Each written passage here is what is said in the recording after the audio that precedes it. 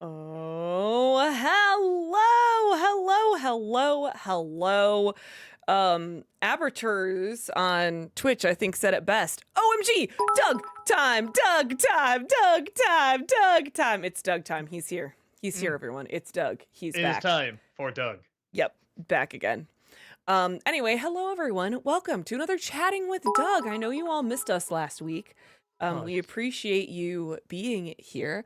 We appreciate Heather being here because she's still a little sick. And Yeah. she's like, I'm not that sick. So you be nice to her because she is here on what could be a sick day. And she's like, no, for chat. She said before she was literally climbing to the keyboard, said for chat. Chat. You could probably hear some of it in my voice. Maybe you can, and I'm just really self-conscious of it. I don't know. Sounds But Gen Con was wonderful, but I got COVID. Which, happens. So someone literally just said show us Chaplin. Today. So there you go. There's Chaplin. Oh my gosh, I wish I could get a Chaplin cuddle. It feels so good. The licking the nose, pretty cute. He's pretty cute. We love him. Anyway, yes, welcome back. We're here. Let's go over the rules so we can get some of these questions, because I see some of you have been eagerly waiting and very much missed us last week. So we have a line of questions already forming here. So let's go through them. First and foremost, we give priority to the bit messages and super chats, since that is some real world money spent. Towards the end of stream, we really hope that we're able to get to some of the highlighted questions on Twitch or regular questions on chat questions on YouTube, but there's no guarantee that that's going to happen. On the YouTube side of things, we prioritize super chats that are $5 and over. Just because we do have such a high volume of questions, and I really do want to get to some of these questions that you don't have to pay for, okay, chat? I know sometimes people are like, you have to pay to be seen, you have to pay to be seen. Listen, we're trying our best to make that not the case, okay? We're trying our best. Please watch the length of your questions. The longer it is, the faster I have to read it, the more likely it is that we're going to miss the point. So short and to the point is better. Along those same lines, if you absolutely must split up a question into multiple parts, keep it to maximum 3. Once again, we just tend to lose the point if it's more than that. So please just keep it to 3 absolute maximum. Please also restrain yourself or restrict yourself to 1 question per bit message or super chat. Sometimes we get people who want to have like 5 different questions in one, and that just doesn't feel very fair. So try to keep it to 1 question per bit message or super chat. Please do not repeat yourself over and over again in chat. You can get timed out or even banned if you're going to continuously do it. We do have a list of all the bit messages and super chats, so there is no need to repeat those. You won't get in trouble if you do. We just feel bad if you spend another $5 to ask the same question when we will get to it. It is super rare that we actually miss a bit message or a super chat. I know sometimes it's a little unusual on the YouTube side of things, but when your super chat unpins, it is not going away. I have a list, okay? So you don't need to repeat it.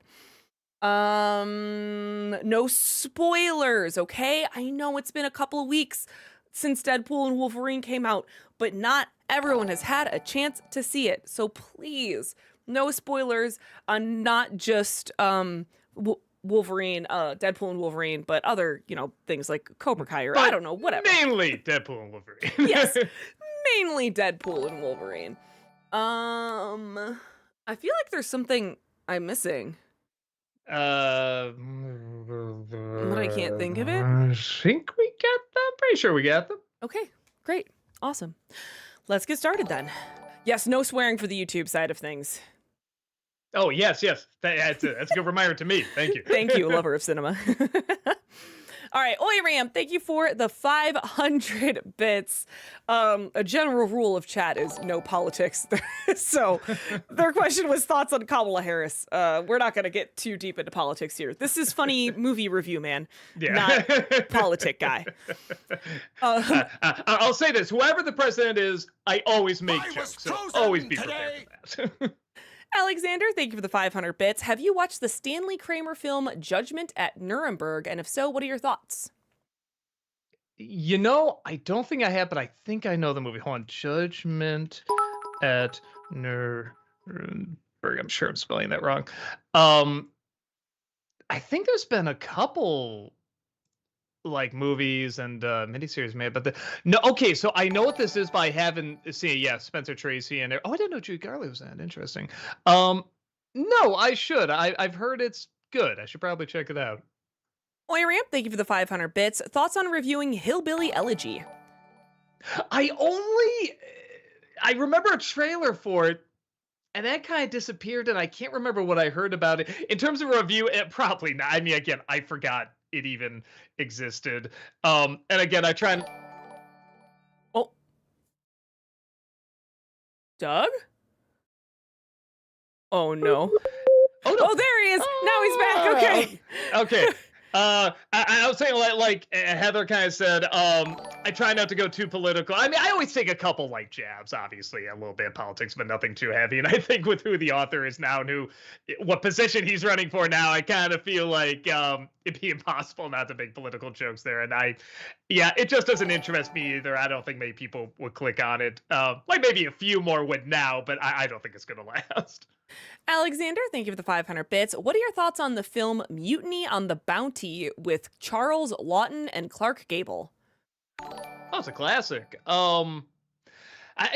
It's I do like it more than the remake, the one with Gibson and Hopkins. Though I do like Hopkins a lot in that movie, but and the remake is good, but the original is better. I think it's the performances take a few more risks, and I think some can see it as a little silly, but I think it paid off. I think it worked.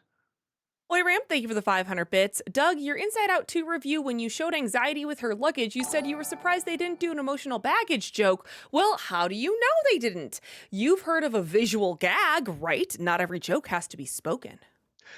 Yeah, but they spell out so many of I mean, in a good way. They're still very clever jokes, but I mean, they use the terminology very, very often in the Inside Out movie. So I'd be really surprised if they actually meant that as emotional baggage. Like, put it this way, if it was, it seems like that could connect to like a few other jokes if they were going to do that. So I don't think they did. I could be wrong. Maybe it's just very, very subtle.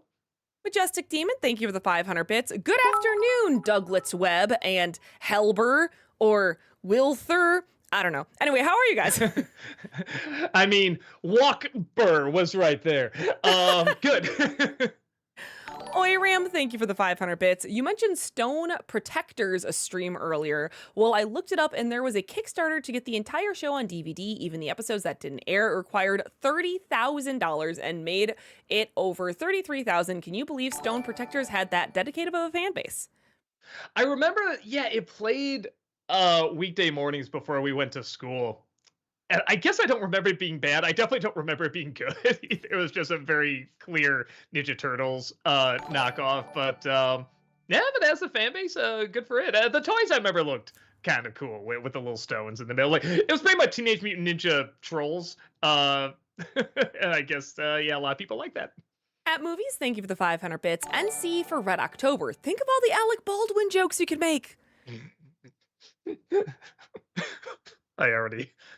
There's a line in there where he says, not everything here reacts well to bullets. So don't even need to make the joke there, but it's a very good movie. I don't know how much I could add. I mean, I could add a little bit, but I don't know how many people would click on it or be that interested. Probably not, but anyone that hasn't seen it, see it. It's very, very good. Oi Ram, thank you for the 500 bits. Doug, have you seen Wonka yet? I'm still waiting to hear if you found it charming like a lot of other people did, or did you see it as another Mary Poppins Returns? I still haven't had a chance. I gotta finish Iron Claw too. So much to watch. My apologies. Movie Mike, thank you for the 500 bits. And Owl House, I know you didn't like Bellows and most of the villains, so I was wondering, were there any characters in Amphibia that you didn't like? Uh, hmm. So a lot of the characters in the first season I just didn't get into because again I felt they were leaning a little too much towards like little kids, which is fine if that's what they were gonna do. But then it does become like a Gravity Falls, a cartoon epic as I call it. So top of my head I can't really think of any. It just I think the characters in general weren't super interesting in the first season, but then they get pretty interesting pretty quick as soon as season 2 starts. Kevin Lane, thank you for the $5 super chat. 3 weeks ago, I showed you a Treasure Planet fanscription, but you misunderstood my question. Please show it to Walter so he might make it. I'll do my best. Kevin Lane, thank you for the $5 super chat. Doug, do you look forward to seeing the sequel? I'll give you a hint. Don't say his name 3 times, otherwise he might force you to marry him. I mean, that is the one problem with calling it that, is that now everyone's going to want to see a third movie and you can't wait another whatever 20-30 years for that. So like I don't know how they're going to get around that, but maybe they'll find a way, who knows. I'm more excited for the effects in it. Just watching the trailer with very few CG effects was like, I don't know, it just opens your eyes how much this stuff is everywhere and just way too overused. So it was really refreshing to see this. I'm really hoping, no matter how the film does or if it's good or bad, whatever, I'm hoping this opens some eyes and says, hey, we have these budgets. Let's actually get creative with the effects instead of just it's always computer. And computer effects can be very creative too. But I mean, there's such a wide variety of different effects people can use. I think we're relying way too much on CGI. Ymir, thank you for the $5 super chat. Pan versus Rango. What's the better visually surreal movie married to a predictable generic plot with one-dimensional characters? Rango is definitely the better movie.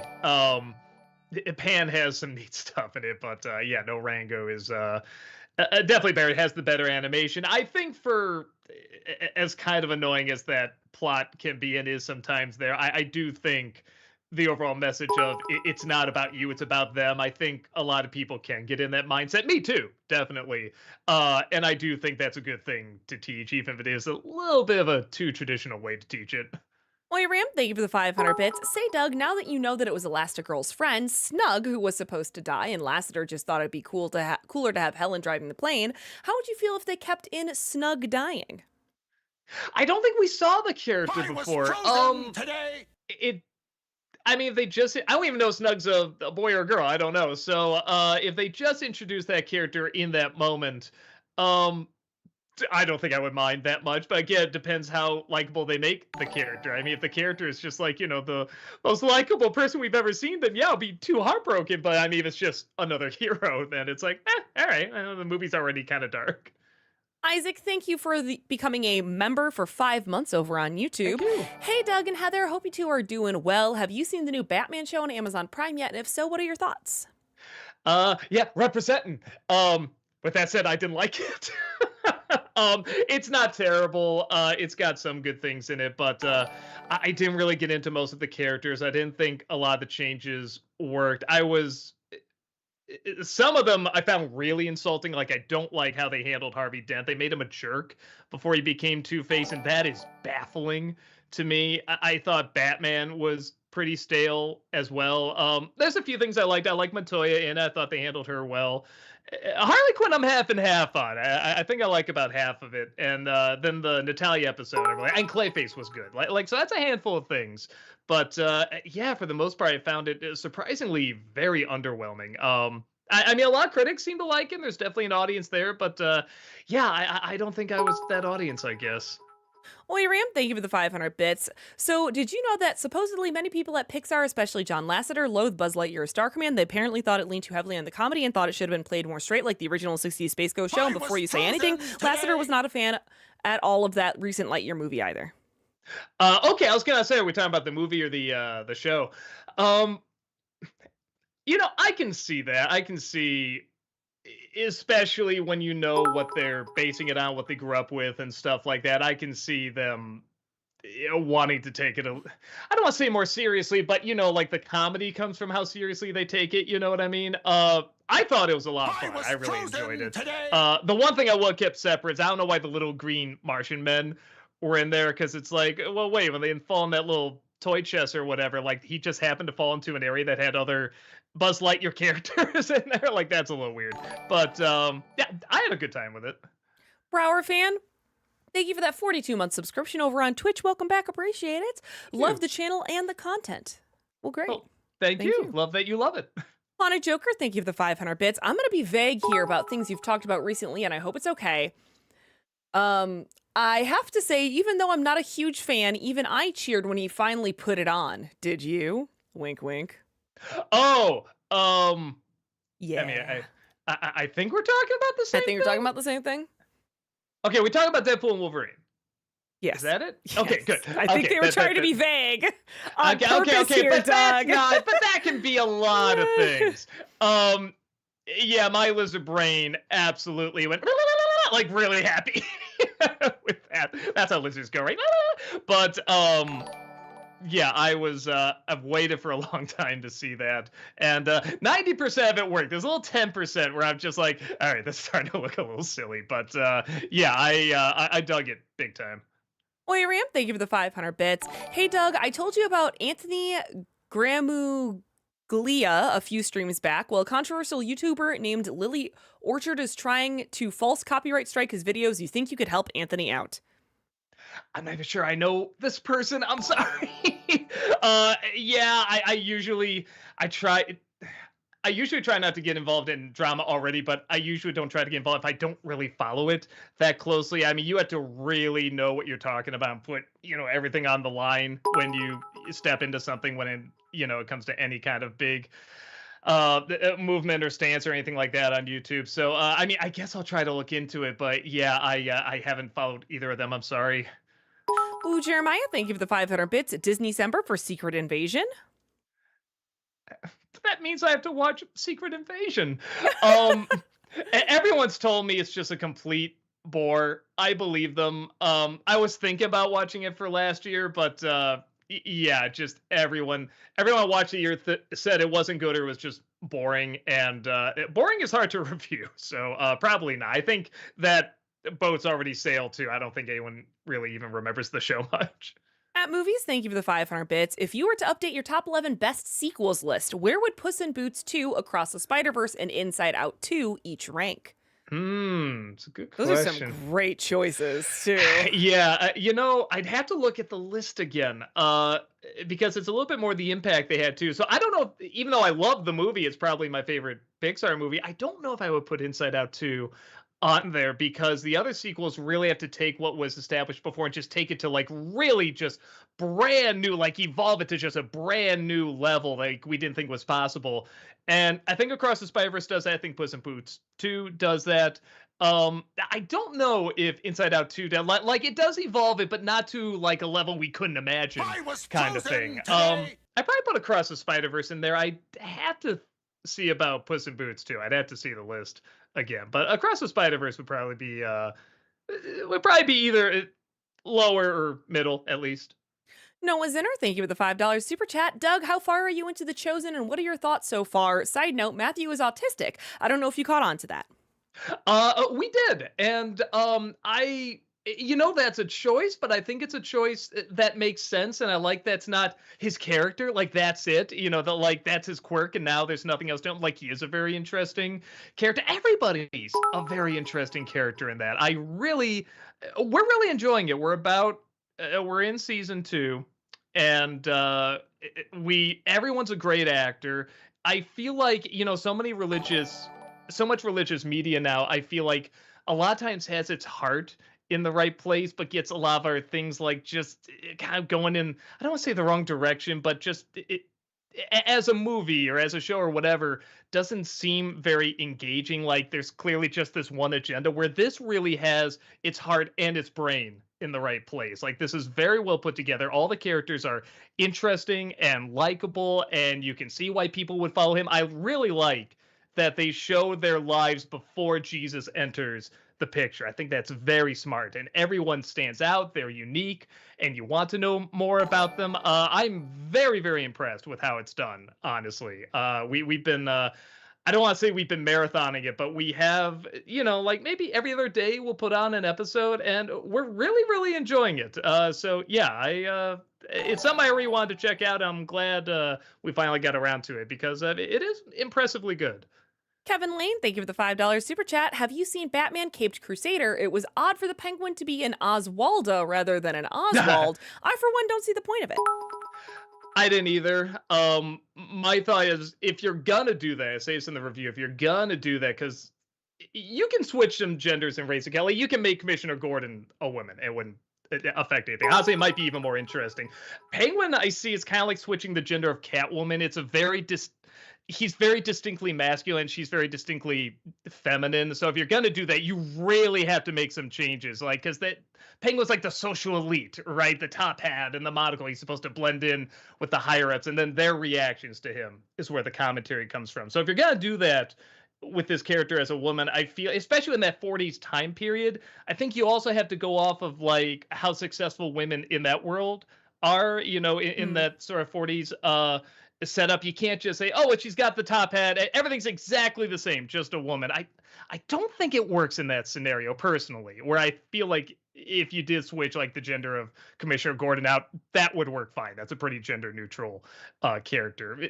That's my take. I'm sure people can have different takes on it, but and then she has two sons too. I thought that might be fun, but without giving away too much, they kind of kick that out of the picture real quick. So that's a wasted opportunity. Yeah, I don't know. It's one of the many changes that I didn't really follow or see the point of.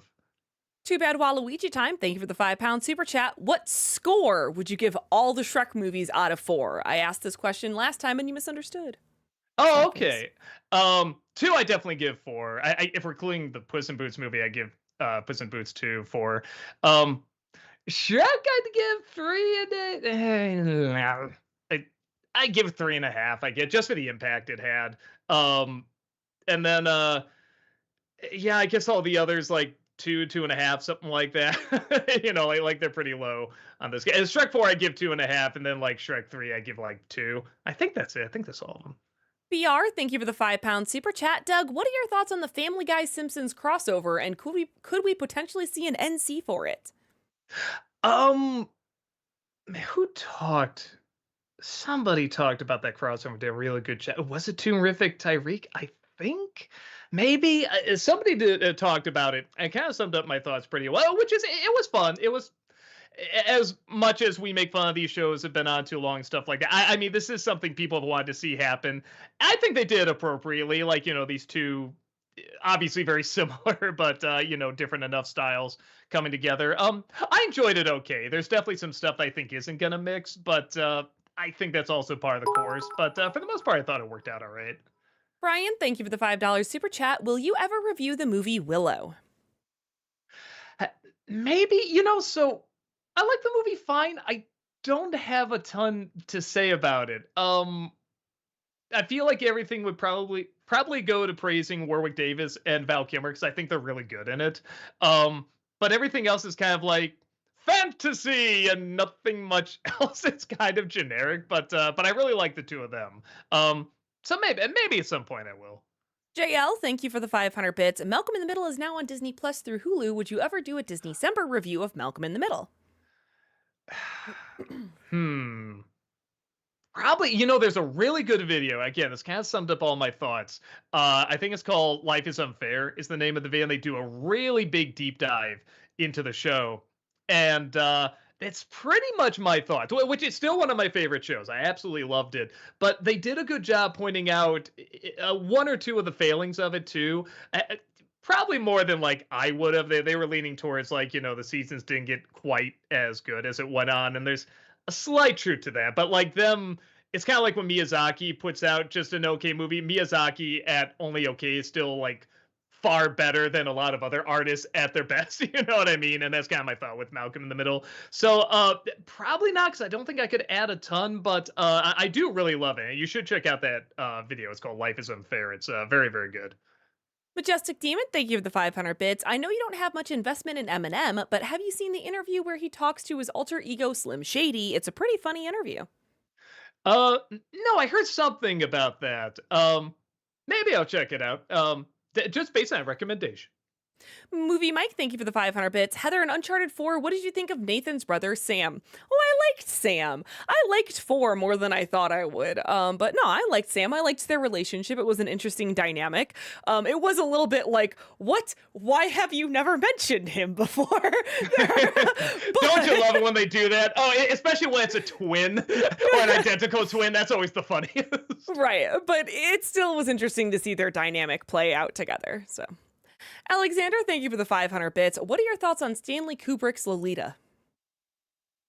I liked it. I don't think I liked it as much as everyone else it did. Like it is a very good movie. Well, especially at that time. Like, how do you make even now? How do you make that movie? But yeah. I mean, I think I give more credit for kind of how daring it was to make it at that time. But it's not one of my favorites. I think I watched it like maybe one other time after I saw it for the first time, just to look at it a little bit more analytical. But yeah, it's good. It's not what I put on often, though. Kevin, thank you for the $5 super chat. Also, there wasn't much of a story arc in Batman Caped Crusader, but then again, it was only the first season of the series. What do you two think? I agree, especially because they're trying to lean heavy into like the Matt Reeves Batman, and they're trying to give him an arc as well. And it's a really lame arc when I don't really look at the beginning and then the end and be like, whoa, he came so far kind of thing. I will say this, I brought this up in the review too. I kind of want to see Montoya get a spin-off show because I thought she was really cool. And the episode with her, and the Clayface stuff, I really see like a spin-off with that. I don't know if that's what they were going for, but it's like the one thing where I was like, okay, I want to know more about this. I think you can do something cool with this. Ben, thank you for the $10 super chat. Which kind of film would you say is better? And they put better in quotation. Illumination films or Disney live action remakes? Illumination. Yeah, I mean, they've had a couple good movies at least. Like, I don't know, like the Disney live action ones, like some come close, but I still don't think they quite work. Brady, sorry. Thank you for the $5 super chat. On this day 50 years ago, sorry about that, a French man in New York City set a steel wire between the Twin Towers and walked across it. There's some history for you. Boy, that's 50 years ago. Man, that is crazy. Yeah, I don't even know. I was going to say, I don't think I was alive. No, you weren't, Doug, because it's 50 years ago and you're 42. So still crazy to think. Will, thank you for the $5 super chat. Evening, guys. I have to ask, since you did the Tigger movie, would you do a Disney summer for Piglet's big movie? It's pretty charming, I'm not going to lie. Maybe I've done so much Winnie the Pooh movies. Bizarrely, I haven't talked about the show. I feel like I'm good, unless like there's some sort of big demand for it, but probably not. Like I heard it's okay, but I don't know. If there's an extra slot, maybe I will. Trip Corey, thank you for the $5 super chat. Will you review Chicken Run Dawn of the Nugget? I keep forgetting it's a thing. It came out this year, right? Yeah. I might let me try watching it first. My guess is I don't think anyone's gonna particularly care if I review it or talk about it, but especially if it's on Netflix, we try to get a hard copy of every movie that we watch. I don't know if there is one for that, but we'll see. It probably not, but we'll see. Kevin, thank you for the $5 super chat. Heather, what do you think should be the rules of a locked room mystery? Follow-up question, would the use of a secret passage qualify as cheating? Oh, I don't think so. I don't think a secret passage would qualify as cheating. I think that's classic. Yeah. Yeah. That makes a lot of sense.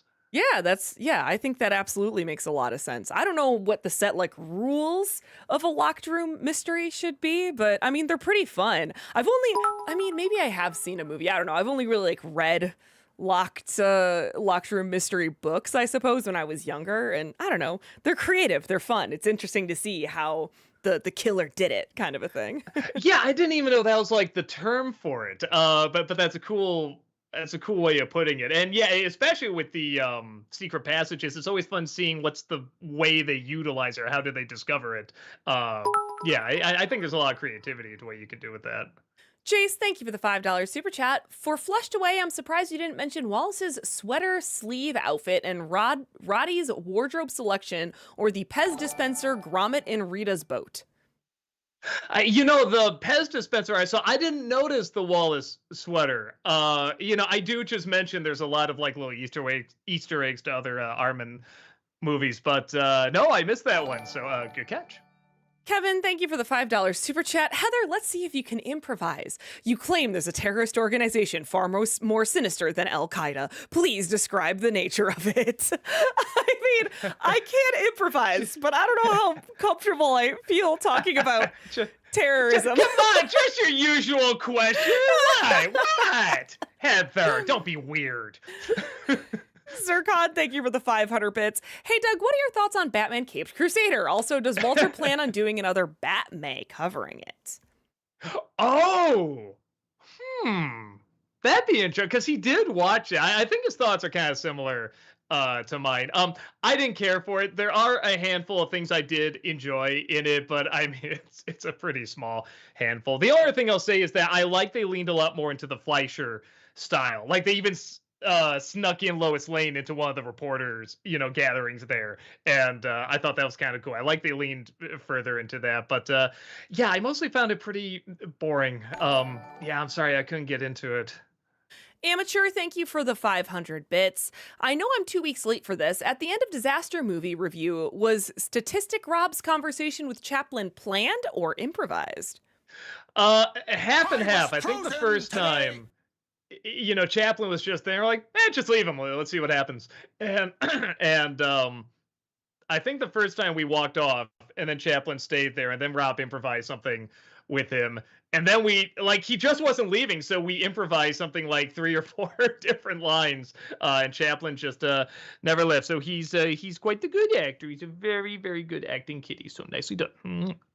Knight Astorius, thank you for the 10-month subscription over on Twitch. Really appreciate that. Welcome back.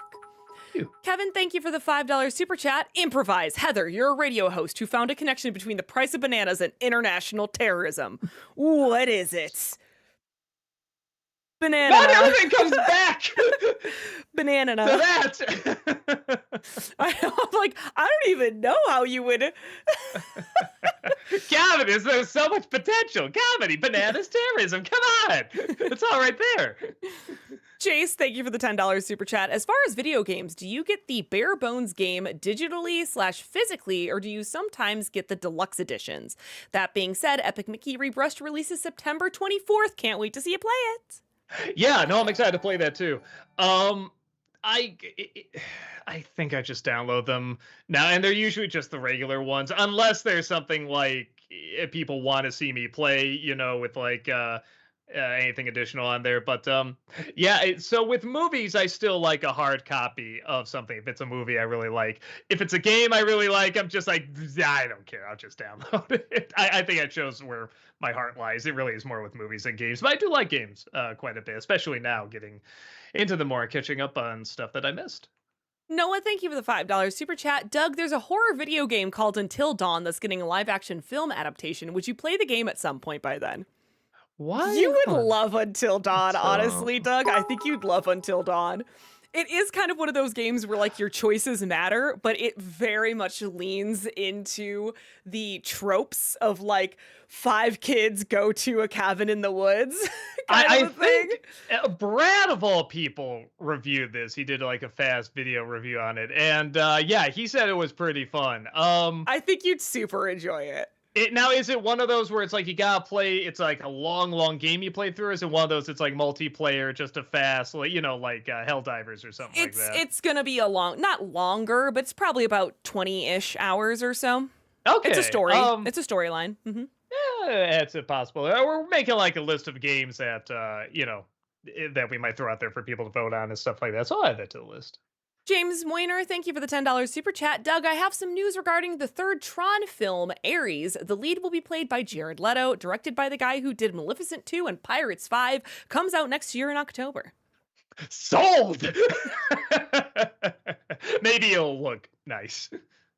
I don't know what I'm doing. Thank you for the £5 super chat. Hiya, Doug. Have you ever considered reviewing the 1989 Roberts Englund Phantom of the Opera movie? It's basically Phantom meets Nightmare on Elm Street.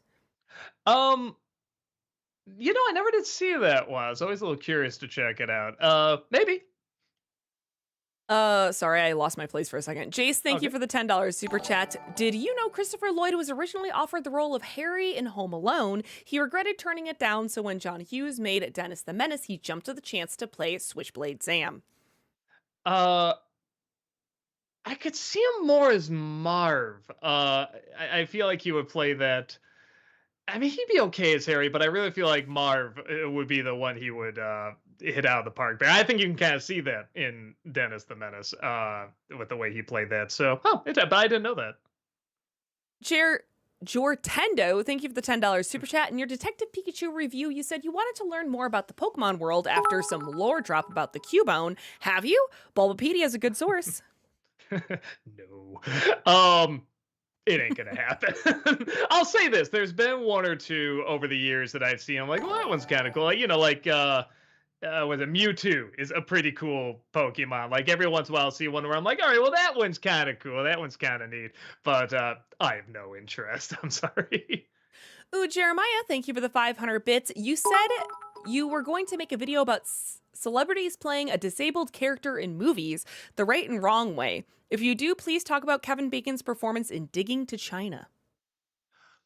I don't even think I know that movie. I'll try to check it out. Man, now I'm really curious. 89 Sigma, thank you for the $5 super chat. Mr. Walker, I apologize for asking, do you plan to review Rookie of the Year? It was released in 1993 and directed by Daniel Stern. You should apologize. Why are you apologizing? That's totally fine. Maybe. I remember liking that movie okay. It's another one where I don't know how many people would click at, but maybe they would. It might have a following. I'll write it down. It's not a bad idea. Kevin Lane, thank you for the $5 super chat. Heather, have you seen Hell of a Boss? What do you think it's like in the Envy Ring? I think it would be aquatic since Leviathan is a sea monster.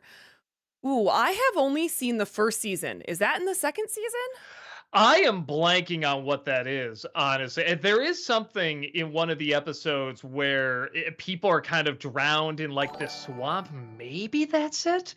Yeah, if that's it, I don't know if I've seen that in the first season. Yeah, I'm blanking too. I'm so sorry. I can't help you. I'm so sorry. Yeah, sorry. Evening Blues, thank you for the $5 super chat. Actors and animators have reached out to you after reviewing their films. Have any production people reached out? And if so, what was that like? Um, but maybe. I mean, if you're talking about like people that worked on the film or something like that, that aren't just actors, they're writers, whatever. Maybe one or two. They're not like jumping out at me, but I think like one or two. Jace, thank you for the $10 super chat. Fun fact, formerly mind blower. Like Jeff Daniels suppressing laughter to Carrie's improvised annoying sound bit, Marlon's WTF free act to Terry Crews improvised singing 1,000 Miles in White Chicks is hilarious. I think I did hear that somewhere. I don't think I knew that until after the review came out, so I wasn't able to bring that up. I do think I heard that before. Noah Zinner, thank you for the $5 super chat. Doug, I have finished reading the Book of Bill. It is the trippiest piece of literature in a good way I've ever read. Really adds to the Gravity Falls lore.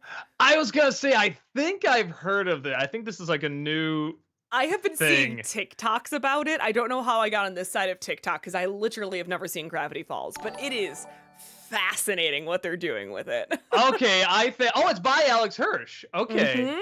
Yeah. Oh, this sounds really It is interesting. fascinating. Okay. There's I like was a getting website something involved, and there's been a countdown, and there's like Oh, codes this to is- crack. Oh, And it's this a is Barnes fun. and Noble exclusive, and they have these displays at Barnes and Noble where it's like leaking out into other books.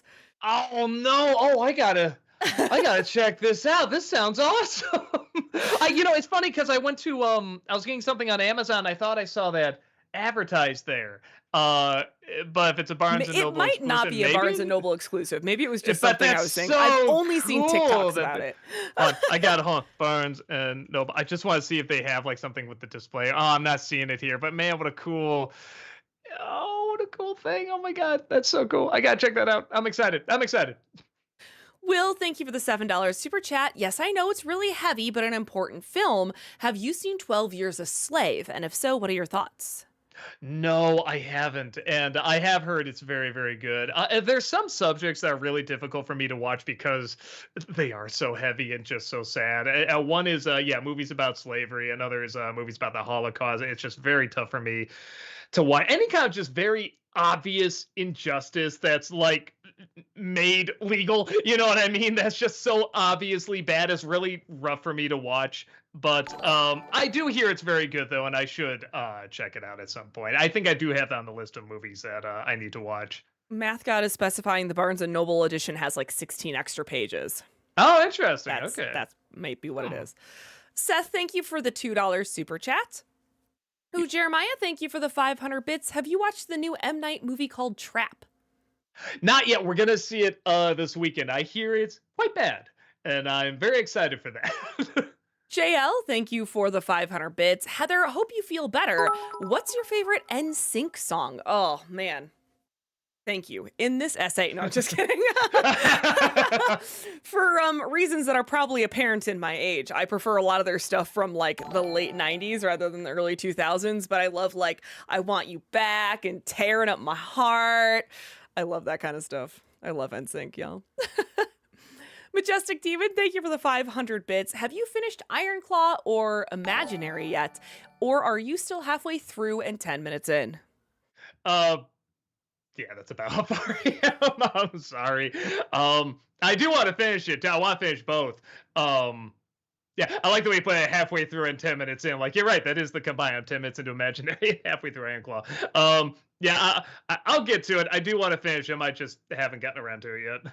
Jeremiah, thank you for the $5 super chat. What's a movie you saw at a way too young age to be watching such a movie? I first watched A Clockwork Orange around the age of 12. Lol. Okay, I mean, could be worse. I mean, you could be 5 or something like that. Probably, we wanted to see them. My dad would always sneak in, like scary, gory movies that, whenever my mom left town for some reason, he would always go and rent all these, let's get some radar movies. So we did see stuff like Alien and Aliens and Total Recall, all that. Pretty young. I want to say like 6 or 7, something like that. And they were scary. They made us scare, but we just kind of figured that. I'll say this: it kind of built up the hype for horror films after that. I thought that was just the bare minimum, like where they started.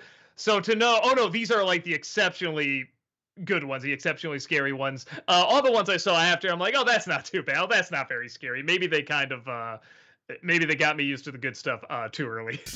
Evening Blues, thank you for the $5 super chat. Video rental stores had weird oddball gems and obscure titles few knew about. 4 Rooms and Buffalo 66 were favorites of mine. What were yours?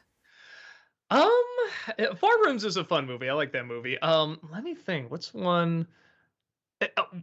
I don't know if this counts, but I always saw this movie had a really funky cover. It's called Aguirre, Wrath of God by Werner Herzog. And I absolutely loved it. It's really good. It's definitely not an upper, but it's a very good, savage movie.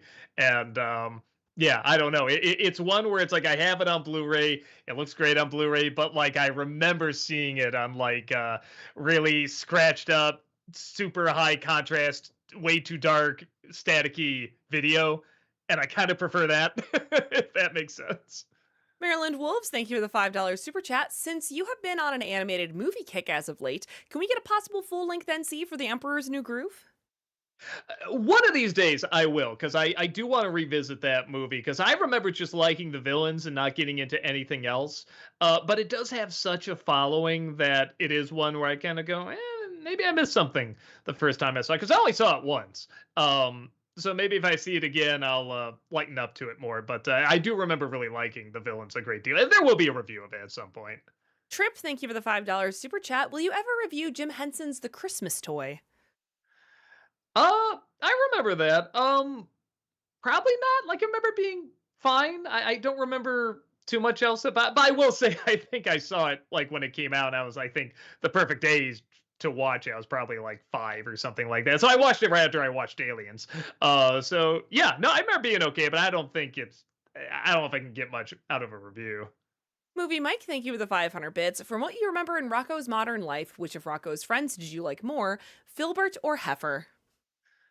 Um, Probably Heifer. It's funny. I think now I would like Filbert more, but Heifer as a kid, it's just everyone likes the doofus. Ooh, Jeremiah, thank you for the 500 bits.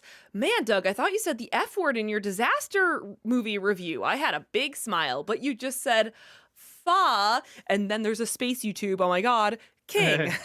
Yes. I mean that was our workaround. Well, we'll see. So far we haven't gotten hit yet, so here's hoping.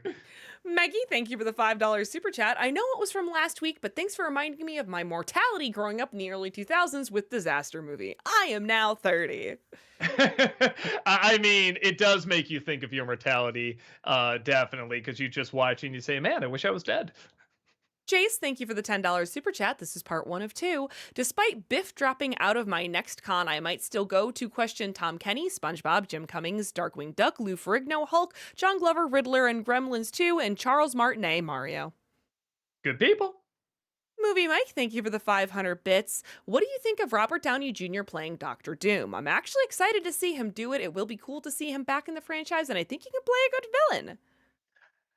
Odd. It I feel like we've never gotten a good Doctor Doom that was pretty comic accurate. I'm not even like a diehard, Fantastic Four. I didn't read like a bunch of the comics or anything, but that's kind of all the more reason I was hoping this one would be like really close to what the comic is. So knowing that they're doing this and whether or not it's another version of Tony Stark from another universe or just someone that looks like him, I don't know. Um I guess I'm curious what they're gonna do with it. I mean, how can you not be? But I don't know. It's a lot of people have said it might be a little desperate, and I'm leaning a little bit towards that camp. At the same time, I am curious. That doesn't mean it can't be good. So we'll see. But I'm a little cautious about it. Ooh, Jeremiah, thank you for the 500 bits. Five Nights at Freddy's for Nostalgia Ween. Maybe it's just really boring. That's the weird thing about it. I know a lot of people that hate that movie. I'm like, well, I don't hate it. It's just really, really dull. When they actually do the scary animatronic stuff, it's great. But there's like what 5 minutes of that, and that's it. So, but I guess if you know the game and you know the lore, you love it. So, yeah, I don't know. In fact, I think that just guaranteed I'm never going to do a review of it because I feel like everyone that knows the lore is just going to, hop on top of me and kill me if I say anything negative about it. Jace, thank you for the $5 super chat. This is part 2 of 2. You talked about some of these actors in the past. You want me to ask them anything for you? That being said, you have been absolved for making fun of Mara Wilson. Oh, thank you so much. But I think she's the one that can properly absolve me of that. No, I thank you so much. But I mean, a lot of these people I do see at cons other times. I mean, some of them I do still have like their contact info and stuff. I don't call them up every other week. Hey, what's up? Or anything like that. But it's like if I had any questions, it would get to them. Don't worry. James, thank you for the $10 super chat. So I finally watched What About Bob and hated it. Why are we following this psycho who was tormenting this doctor on vacation? This is Frank Oz's worst film. Yes, worse than the Stepford Wives remake. It's funny because I literally just did a Disney December of that talking about it. I know so many people that have the same thought as you, and then I know so many people who have the exact opposite thought. They're like, man, I love Bill Murray. I can't stand Richard Dreyfuss. Everyone has the one that they can't stand. And I feel like it's rare that you find that person that likes both of them. And I find that really interesting. And I think it says something about like what kind of person you are. Maybe like if you're a glass half full or half empty kind of person, like not that specifically, but I don't know. It probably says something about you, which character you find annoying and which one you like. Because both have good arguments for why you would like one and not the other, or hate them both or like them both. I don't know. It's an interesting movie to talk about. Jace, thank you for the $10 super chat. Hazbin Hotel got renewed for 2 more seasons, not since Stephen King's Mr. Mercedes got approved for a TV show 4 months before the book was even published. Have I heard anything getting greenlit so fast? No, nothing. Maybe you're right. I mean, I think it's a good thing. I liked the show, and I think now that they know they have a couple seasons to plan stuff out, I hope that because that is the complaint even people that loved it had. They're like, yeah, it just seemed like a lot squished into a small amount of time. So I think now they know they have a couple seasons, that'll help the storytelling a bit more, because I think that definitely plays more to their strengths when they know how much time they have and that there is more in the future. Jace, thank you for the $5 super chat. To think, Hazbin Hotel got picked up by Amazon for 2 seasons in August, premiered in January.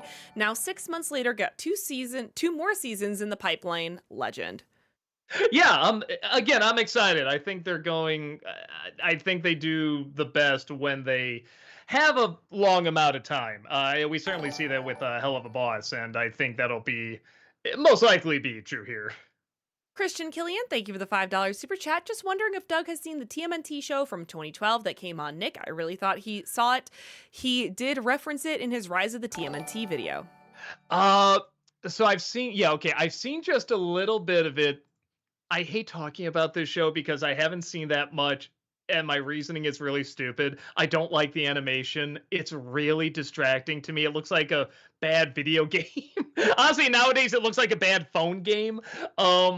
But I hear it's really good, and the more people tell me about it, the better it sounds. So one of these days I gotta sit down and just watch it all the way through. I also, I don't know, now April can be anything, but I also thought it was really weird that they made her like a little kid in the show. I thought that was really odd. But now there's like a million things that, that all of them are pretty much. So, it's not as big a deal. But yeah, everyone says it's really good. I should one day just sit down and watch them all. Alex the Animator, thank you for the 500 bits. I just want you to know that The Incredibles is officially not a Fantastic Four movie because The Incredibles consists of 5 heroes, including Jack Jack the Baby, not 4. Oh my God, my mind is blown. Whoa. I gotta, I, whoa. I'm a lie. Everything this is a lie. I'm sorry. Except that's a lie. I'm not sorry because it's all a lie. Movie Mike, thank you for the 500 bits. Which Spider-Man best friend do you like more, Genki in the games or Ned from the MCU films? Uh, I guess I remember Ned more. You know what? Genki's probably done better because I remember Ned being a little annoying, but at the same time, I guess he didn't leave that big an impact. And I'm like, oh yeah, Genki. He said stuff and did stuff, so I guess I'll go with Ned, but with an asterisk that I can easily switch back once I remember anything about Genki.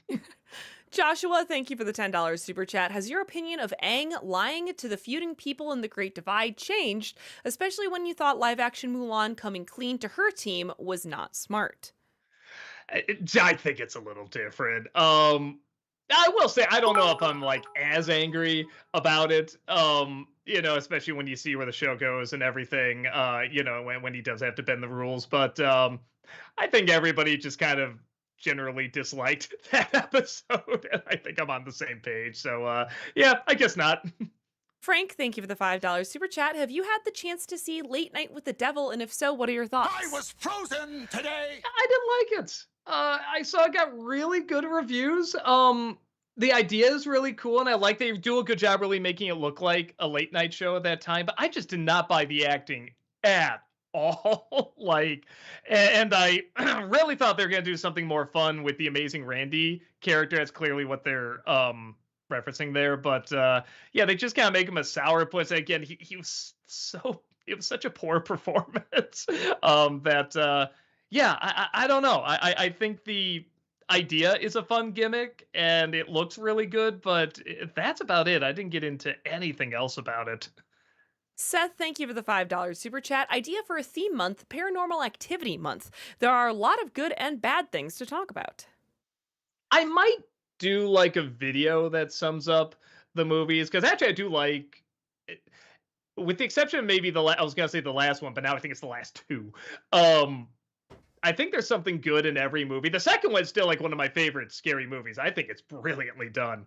And then all the other movies have like something really, really good, at least one really, really good thing about it. So I might just do like a little compilation video on it. Yeah, let me write that down. I think I had that written down, but maybe I didn't. I'll remind myself of that. Jace, thank you for the $5 super chat. So glad you're watching The Chosen. My mom backed that Kickstarter project in 2018. Maybe you can untitled review each season and talk about its progression. So I don't know if I'll do each season, but I will probably do the show after because there's weirdly no Rotten Tomatoes critic score on it. I think that's really Huh. weird for something that has like that much attention on it. So I mean, I get at least one in there. If it's going the same rate it's going now, yeah, I feel like I really enjoy it. I think the last season came out this year. Don't tell me how it ends, but yeah, I'm excited because, like I said, I really been enjoying it quite a bit. JL, thank you for the 500 bits. What are your thoughts on Disney Plus adding Max to its service as a bundle? This is just a me thing because I get when people are like, "Oh, I like not having to I go to was different frozen streaming today. services to find something." It's like nice having a lot of things in one spot. I'm I don't like it because I like if I want to watch something Disney, I go to Disney Plus. If I want to watch something Warner Bros, I go to Max. But like I said, all of that got kind of screwed over when Discover bought Max, and then like Disney bought Hulu, and now they're combining them and stuff like that. So I guess it's just kind of how it is. Like I get it. It economically it makes a lot more sense, um but I don't know. I like when you go to like a different channel, it has like its unique identity, and I don't like now it's just TV. You know what I mean? It's Yeah. just like all the channels are just one TV, and like there's not much identity to it. And I don't know. That's my nitpick. It is a nitpick. The Easy Life, thank you for becoming a member over on YouTube. Appreciate Thank that. you. Ooh, Jeremiah, thank you for the 500 bits. Have you seen My Name is Earl? It sucks it never had a proper ending. Maybe I gotta give it another chance. I feel bad because Jason Lee can be very good, but when he's not good, he really gets on my nerves. And that's one of the shows where I'm just like, I don't like hearing that voice for some reason. Just something about that scratchy voice the whole time. Like I don't know. It just it just sounds like a lame voice. I know I shouldn't talk, definitely, but yeah, something about that sound just got to me. But I heard it's a really good show, so maybe at some point I should sit down. Maybe it won't even annoy me much now. Watch and be like, "Oh, this voice is hilarious." So I'll give another shot at some point. Ted, thank you for the $10 super chat. The Marx Bros are clearly superior to the Three Stooges. Do you agree that the Three Stooges are more popular because they are drastically less clever?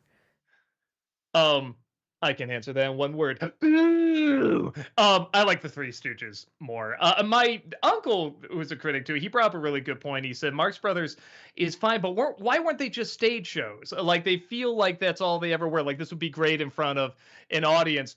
And you know, certainly the Three Stooges were at first, but I feel like with what they do with the physical comedy in Three Stooges, like that's more impressive. And it takes a lot more risk, takes a lot more planning. Where Marx Brothers, there's physical stuff there too, and I like there is a lot of witty dialogue, but I don't know. I think I get just more comedy out of more suffering, and there's just more suffering with the Three Stooges. But the Marx Brothers are great. I'm not dissing them at all. Between the two, I do think I like Three Stooges more, and I think they're more popular because it's more visual humor. Kind of anyone, even if you don't speak the language, you can watch it, just listen to the funny voices and react to the slapstick. So it's hard to say one is better. Just Three Stooges, I guess, is a little bit more my style of humor, but they're both very, very funny and take a lot of talent to pull off. Movie Mike, thank you for the 500 bits. Have you seen Collateral? It stars Jamie Foxx as a cabbie who picks up a man played by Tom Cruise who turns out to be a hitman. It's really good and Tom Cruise should play more villains. Yeah, years ago, I remember liking it. Yeah, that's about it. I might, you know what? I remember the directing more than anything else. I do remember the acting from Jamie Foxx and Cruise. I recall liking Fox a little bit more than Cruise. I always have a thing with Cruise where there's kind of like this step out of the way of his ego thing a little bit. And sometimes he can do that. I guess he did well enough there, but it still kind of feels like a performance, you know what I mean? But it's a good performance, if that makes sense. So yeah, I remember liking it okay. Will, thank you for the $10 super chat. So these are my three favorite movies of all time. Goodfellas, The Lion King 1994, and Saving Private Ryan. How would you rank them based on your own personal preference? Uh hmm. Probably Goodfellas first, then Lion King. Actually, I think the way you just listed them, when I think about it, Saving Private Ryan.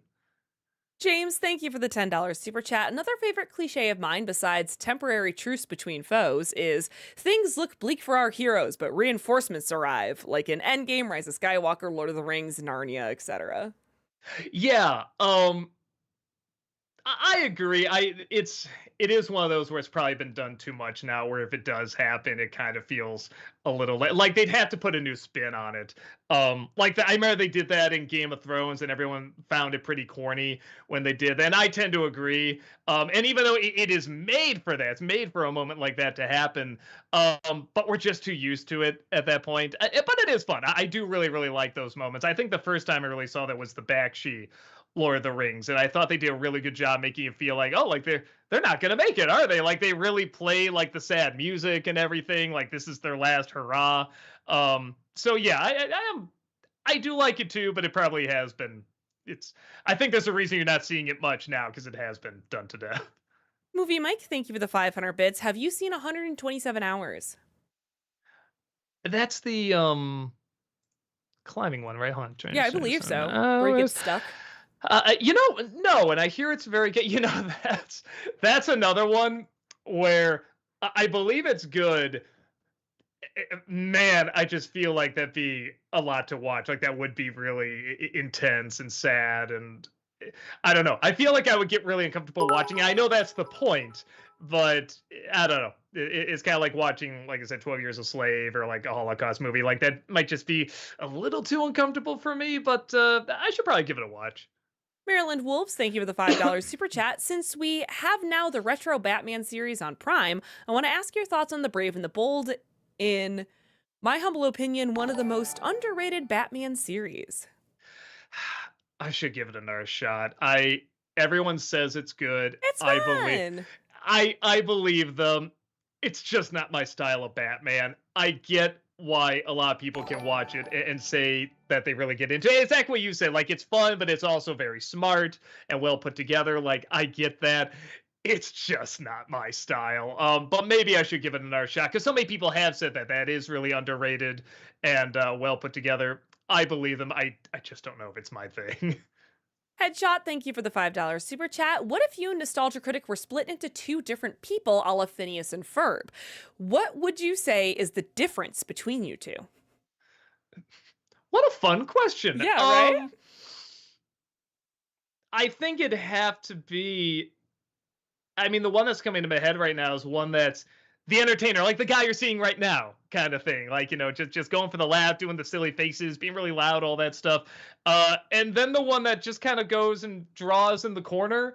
It kind of like high school me, but I guess high school me kind of did that too. I went back and forth between that. Depending on what class I was in or even where we were living at the time, I'd either be really, really quiet and just doing drawings, or I'd be like the class clown. I'd be telling jokes. I'd be making people laugh. So, yeah, I think in some respects, I already am split up into those two in some strange way. Will, thank you for the $5 super chat. Do either of you remember where you were when you learned of Robin Williams passing? I can't believe it's been 10 years. I really miss him.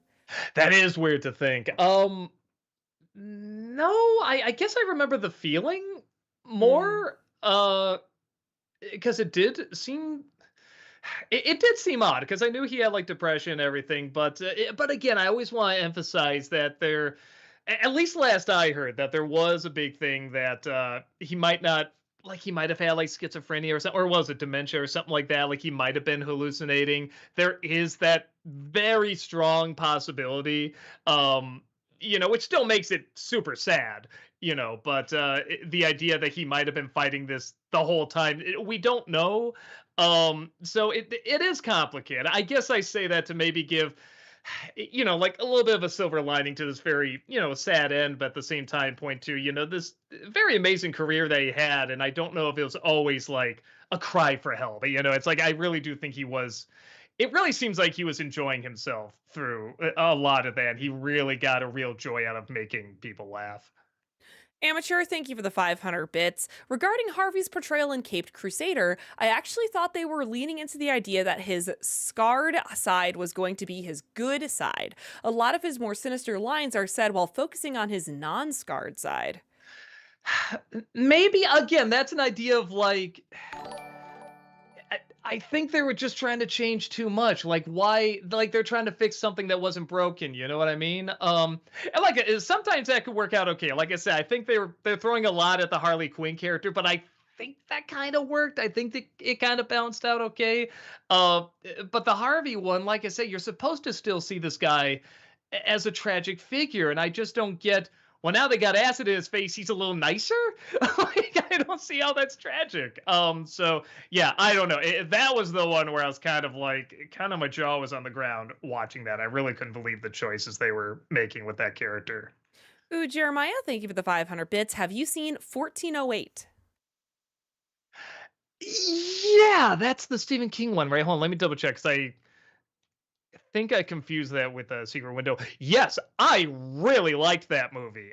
Big time. I actually think that's one of King's best movies. You really feel like you're kind of in a different realm and time kind of disappears and you don't know what's real, but it's also I feel like if you're a writer or creating something, you know what it's like to kind of be in that weird limbo too. I was really impressed with how well done that movie was. I think when I did the top 11 best King movies, I put that on there. I think it's really underrated. Peter, thank you for the $10 super chat. Not that Disaster Movie deserves any defenders, but there was one other disaster movie it spoofs I didn't hear you list. What little plot the movie has is basically the same as Cloverfield. Yeah, I guess there is a party that gets interrupted. I don't know. I feel like they would put more attention on that because they put more attention on every obvious satire they're doing. I I would question that. Not that it matters, but you could be right. Maybe I was in there too. Sean, thank you for the 500 bits. Hey Doug, the inscription idea. What if David Cronenberg got to make his version of Total Recall? He went through quite a few rewrites to the script before he realized the studio wanted a completely different film for the one he wanted to make. I'd have to read the original story, which I haven't. It may be interesting to see. I don't know. Uh-oh. Doug. Not again. Doug, we need you. Please. There he Oh, is. okay.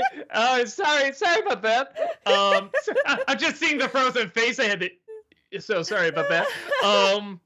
Yeah. Long story short, I don't know if I could write it, but maybe that's if Walter's interested, maybe he will. But I don't know if he's. I don't know how much of a Cronenberg fan he is. Maybe he is. I don't know. Frank, thank you for the $5 super chat. What are your thoughts on the movie Room with Brie Larson? Oh, I like it. It's very good. Honestly, when because I wasn't a big Captain Marvel fan, I was really kind of thrown off by her performance. I was like, what else has she been in? I went back, I was like, oh, Scarlett, okay, I remember her being, she was in Room. She was really good in that. So I'm like, okay, she can act. I think just maybe either the director or the, maybe superhero movies, it wasn't right. But yeah, no, that was definitely the one that convinced me to just like, oh no. I saw another movie, Dakota Johnson, is that her name from Madam Web? Yeah. She was really good in this movie called Am I Okay? And it's like the exact same like kind of monotone that she has and everything, but it really works in this movie, and she brings a lot of character and personality to it. So I felt bad because I always saw her in these other movies, but I never remembered her in them. But finally, I saw one. It's a starring role, and she's really, really good. So yeah, sometimes the script, the directing, the editing, all that can really make a difference, or even just miscasting sometimes. So if you want to see her really good in something, she was really, really good in that. It's Dakota Fanning. Sorry, chat. What? No, I thought it was is it Dakota Johnson? I don't know. People are saying No, Fanning. Madam Web. Oh no, am I wrong? Okay, I gotta know this. This is important. Hold on. This is important to Doug. This is very, very important. Dakota Johnson! Ha! Ha! That is the one I was talking about. That is the one you're talking about. All right, there you go. Ted, thank you for the $5 super chat. Also, why no love for my pick at the Wilkins Coffee Mansion pick on X or whatever it's called? Say it again? Why no love for my pick at the Wilkins Coffee Mansion on X or whatever it's called? Oh, I guess I'll try to take a look at it. I'm not usually on X. In fact, I'm never on X. Yeah, I was but gonna say, it's it might because you be, don't have a Twitter account, Doug. Yeah. Heather X. It's what all the kids are calling it. Sorry. Brady, thank you for the $5 super chat. Have you checked out the fight between Omni-Man versus Squidward? It's amazing. No, but it sounds amazing. Alexander, thank you for the 500 bits. Have you seen the Paul Newman film The Verdict? If not, I highly recommend it. No, I don't even think I've heard of that one. I'll try to check it out. Movie Mike, thank you for the 500 bits. Fun fact, throughout the 90s and early 2000s, Patrick Stewart was considered for several Disney roles. The main five I really like are King Triton, Cogsworth, Jafar, Zazu, and Frollo. Do you think you would have worked as any of those characters? All of them, honestly.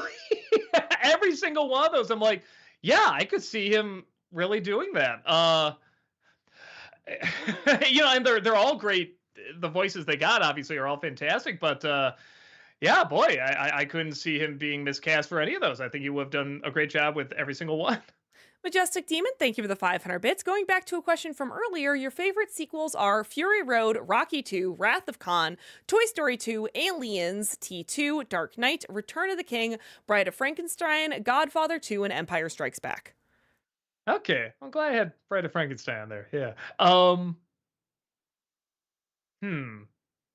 Maybe okay, I'll say Across the Spider-Verse probably knock off Fury Road. But it's very, very close. Will, thank you for the $10 super chat. So, an unpopular opinion, while I respect what it did for the cinema and its impact it's had, I just don't like Citizen Kane. I know it's voted the greatest movie of all time. Does that make me uncultured? No, there's a lot of people who don't like that movie. Well, one of my favorite quotes, one of my favorite moments is my aunts and uncles, because they always heard this was the greatest movie. So they put it on thinking they're going to be blown away by it. And they fell asleep. And I don't think this is giving anything away. By the time they woke up, somebody said, "Oh, it's over." It's like, did we ever figure out what Rosebud was? And one of them said, "I don't know. I think it was his high chair." That made me laugh pretty hard. So, no, lots of people don't get into it. That's actually a very common complaint about it. I loved it. I really, really ate it up. That's like the kind of movie I just really get into, the gothic storytelling and the character study. But I think a lot of people are just like, well, why are we just watching this one guy be an a-hole? What's fun about that? So, I mean, you're definitely not alone. There's a lot of people that don't get into that movie. Even though they respect it, they're like, yeah, I just don't get into it. Tiffio, thank you for the $5 super chat. I just left the gym, gonna wait for the right time and place to ask new questions. Oh, Great. well, Look I forward to that. Movie Mike, thank you for the 500 bits. Have you seen the new trailer for Transformers 1? No, I keep forgetting to check that out. I heard it was a pretty good trailer. Because I did have some concerns about the last one. I still haven't gotten a chance yet. I will try to check that out before the next stream. Mustard Man, thank you for the 500 bits. Watched the 90s Brady Bunch movie for the first time and surprisingly enjoyed them. It felt like Paramount tried to do another Addams Family and came up with something more strange and cruel. Review, perhaps? Maybe. I do really like that movie. And, because how do you do that as a film? And that's before. There's only one or two, like, to that extent, really self-aware satires of TV in movie form. And I mean, nowadays you see movies like that all the time, but back then you saw the trailer and you're like, well, how are they going to do this? And then when you start to see more and more commercials for it, you're like, oh, this is smart. This is really, really clever. I think the Turners did that. They did like Third Rock from the Sun and Blast from the Past. They're very, very funny. And yeah, I agree. I think that's kind of an underrated movie, and it's very cleverly done. Giancarlo, thank you for the $5 super chat. Hey, Doug, are you planning to review Quarantine? Also, Pal World seems to be based on your dislike of Pokemon. Sorry, Heather, I'm with Doug on that. What's it called? Pal World? Pal World. It's kind of come and gone at this point, but yeah, it touted itself as Pokemon with guns, but every time I've seen someone play it doesn't really look like that. Okay, yeah, that's right. I remember hearing that, and then you're right, it kind of disappeared. And Quarantine, probably not. I haven't seen it. I haven't heard that much about it. I'll try to check it out. If it's something it turns out I have a lot of passion for, maybe I will. But yeah, I haven't seen it and heard that much. Brady, thank you for the $5 super chat. This is my offensive chat. Be offended by it. I am.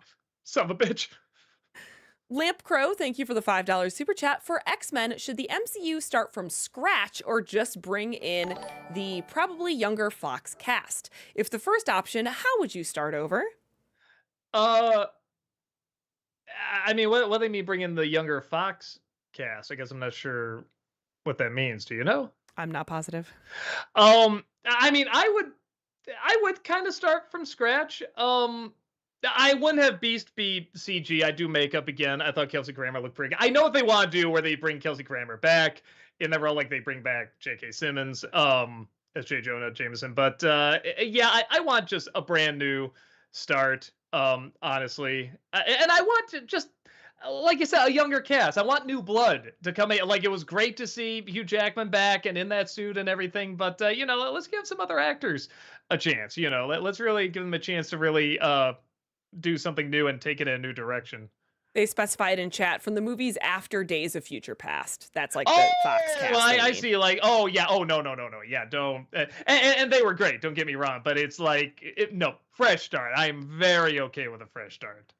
Jonathan, thank you for the $10 super chat. Hey, I was just wondering if it was possible to get a birthday cameo from anyone on Channel Awesome, or is it just Doug Walker /NC? Keep up the great content. It's a little tricky. Like, maybe if you get me like on a day where we're shooting, maybe, but it's a little tricky because we all live in different areas and stuff like that. So I'll tell you what, if you ask on Cameo, just have both options ready, like one just for me and one if, like, Malcolm or Heather are around, something like that. Alexander, thank you for the 500 bits. Heather, what are your thoughts on the trailer for Only Murders in the Building Season 4? I love the idea of them getting a movie deal for their podcast, and what an amazing cast. I haven't seen it yet. Oh, I gotta check that out. Was it a new trailer for Season 4? I gotta check that out. I don't think I've seen it.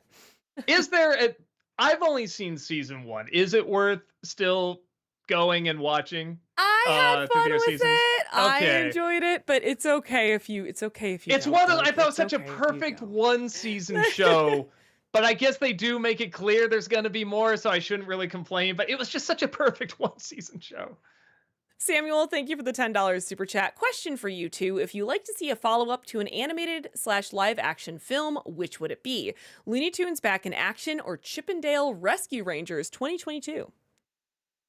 I'm a sucker for Looney Tunes, so I say that just to kind of show them. I don't even think like the Chippendale one was done much better, but I just always like to show Looney Tunes some more love.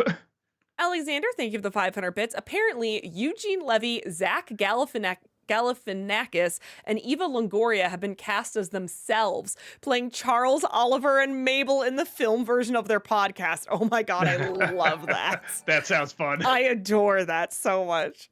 I gotta check that out.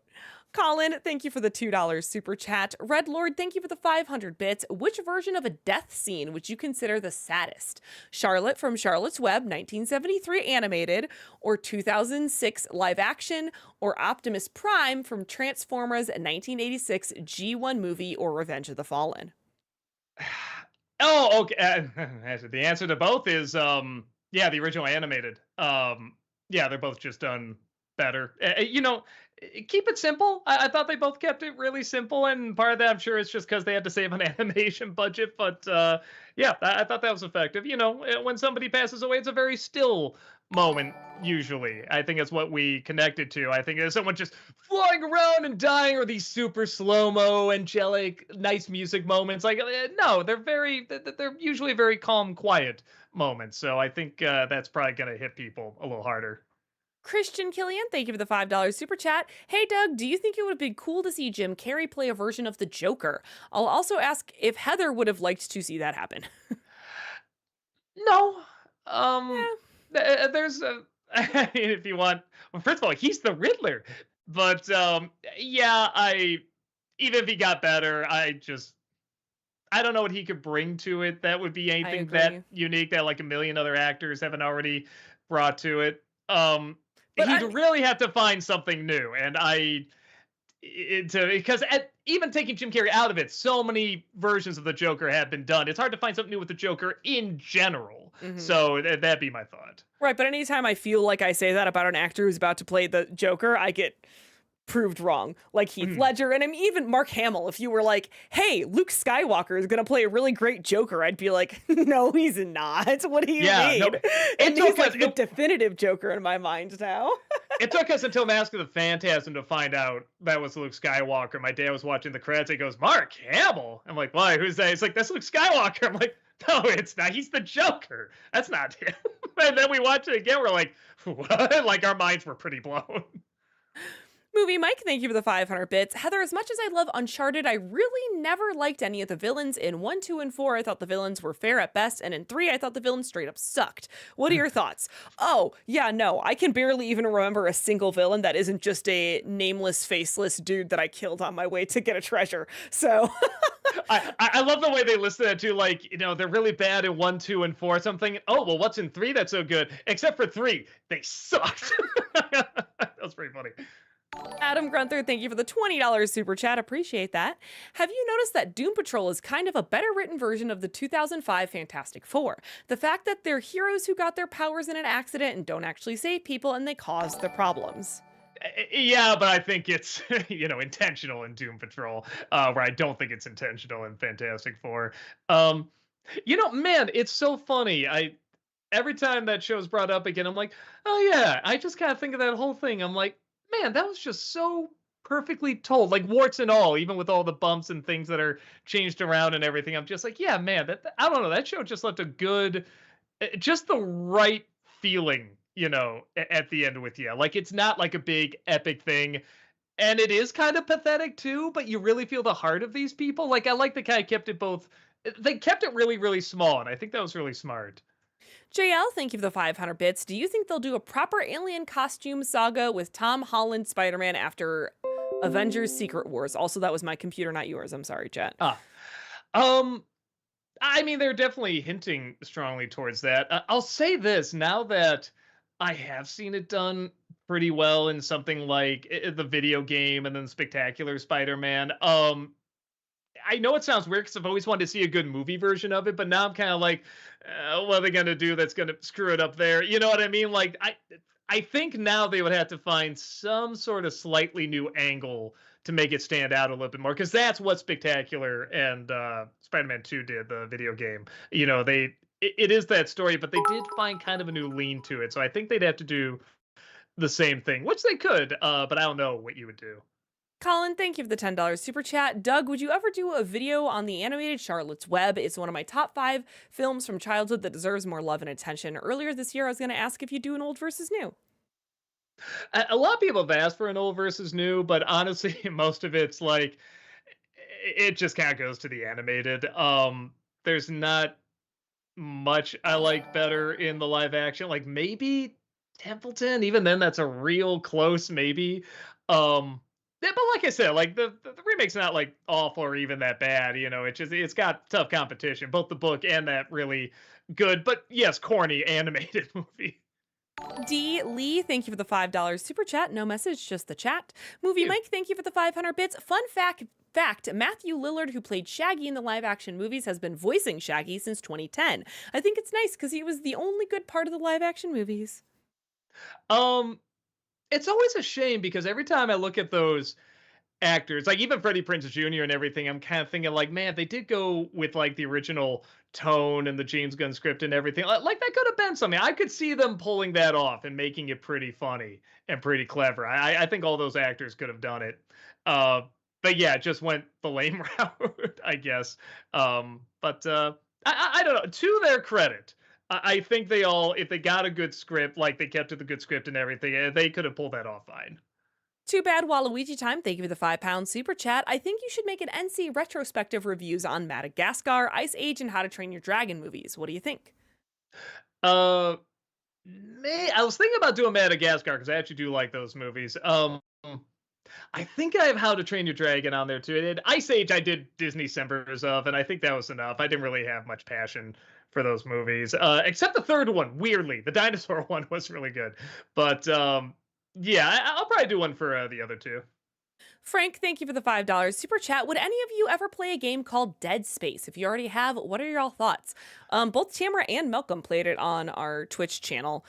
I had thought about it. I'll probably play it on easy if I do play it because I'm a baby when it comes to scary games, and I don't want in survival horror games. I don't want to have limited ammo. I want when things startle me for me to be able to unload a full clip into it. I feel like I've heard of it, but I never played it. So might be an idea. Will, thank you for the $5 super chat. What's your favorite overrated and underrated film for Leonardo DiCaprio? Once again, you guys kill it every week. Have a great night. Thank you. Overrated. I guess this one gets talked down a little bit. So, honestly, a lot of the Scorsese ones, like Aviator and was it Shutter Island and Gangs in New York. I didn't think those were really much, but I loved Wolf of Wall Street. I thought that was great. I really liked The Departed as well. So, yeah, I guess those work.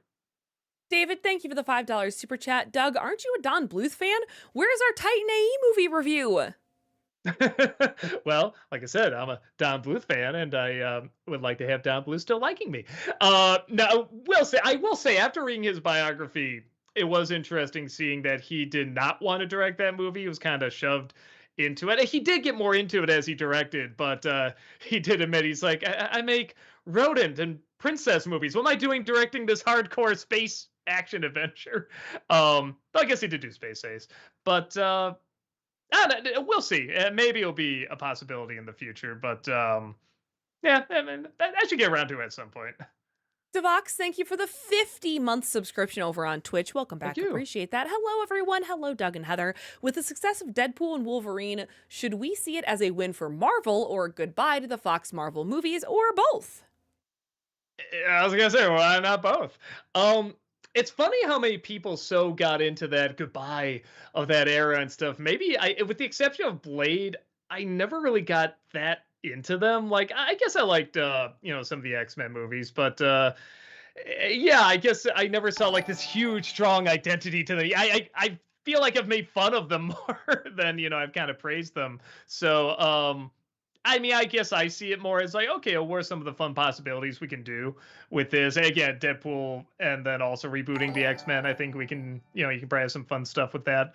But yeah, I mean, why not see it as both? Spidey, thank you for the $5 super chat. A little late, but who's your favorite Kate Winslet role? I used to have a big crush on her. She was my Catherine Zeta-Jones. I mean, she's a pretty good actress. I really like her. I'm not saying this is her best, but it's the one I always think of. Like, man, she's just so believable in Eternal Sunshine of the Spotless Mind. I'm just immediately like, I'm not watching Kate Winslet. I'm just watching this very eccentric, kind of quirky lady, and that can so easily go south. That can so easily become annoying and gimmicky. But I thought she played it really, really convincingly, and yeah.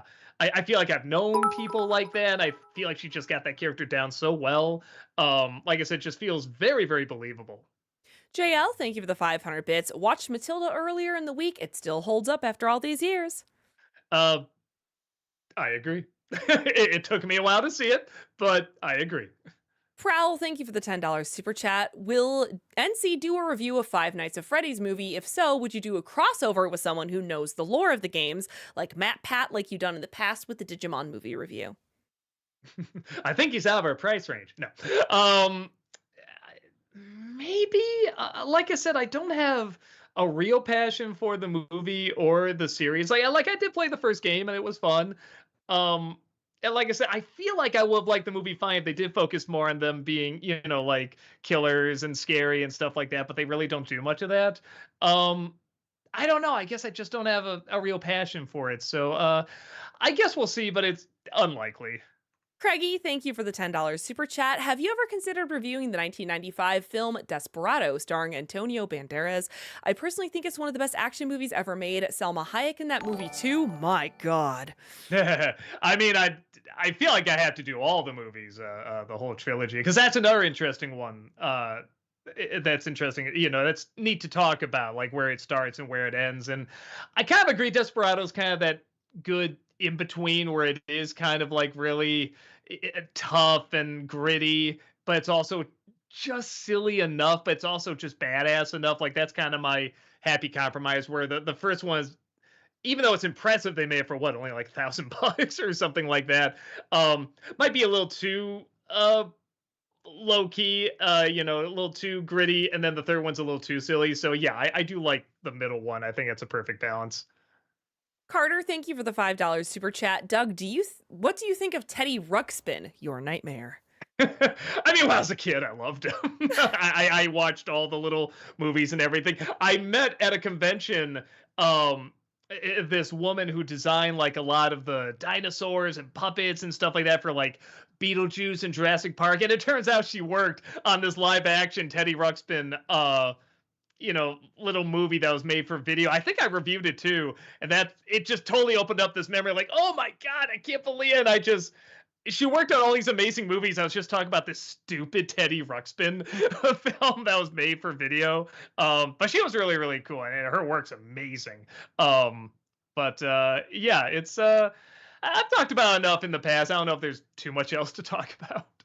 Tom, thank you for the $5 super chat. Both Inside Out 2 and Deadpool and Wolverine dominated the box office throughout the entire summer, but the question is there hope for Disney or is that hope for Disney or concerning? I don't know if I read that right. I'm sorry. I think I know what they're saying, that that there's only these two, and they did, no, maybe I don't. Read again, the last part. The question is there hope for Disney or concerning?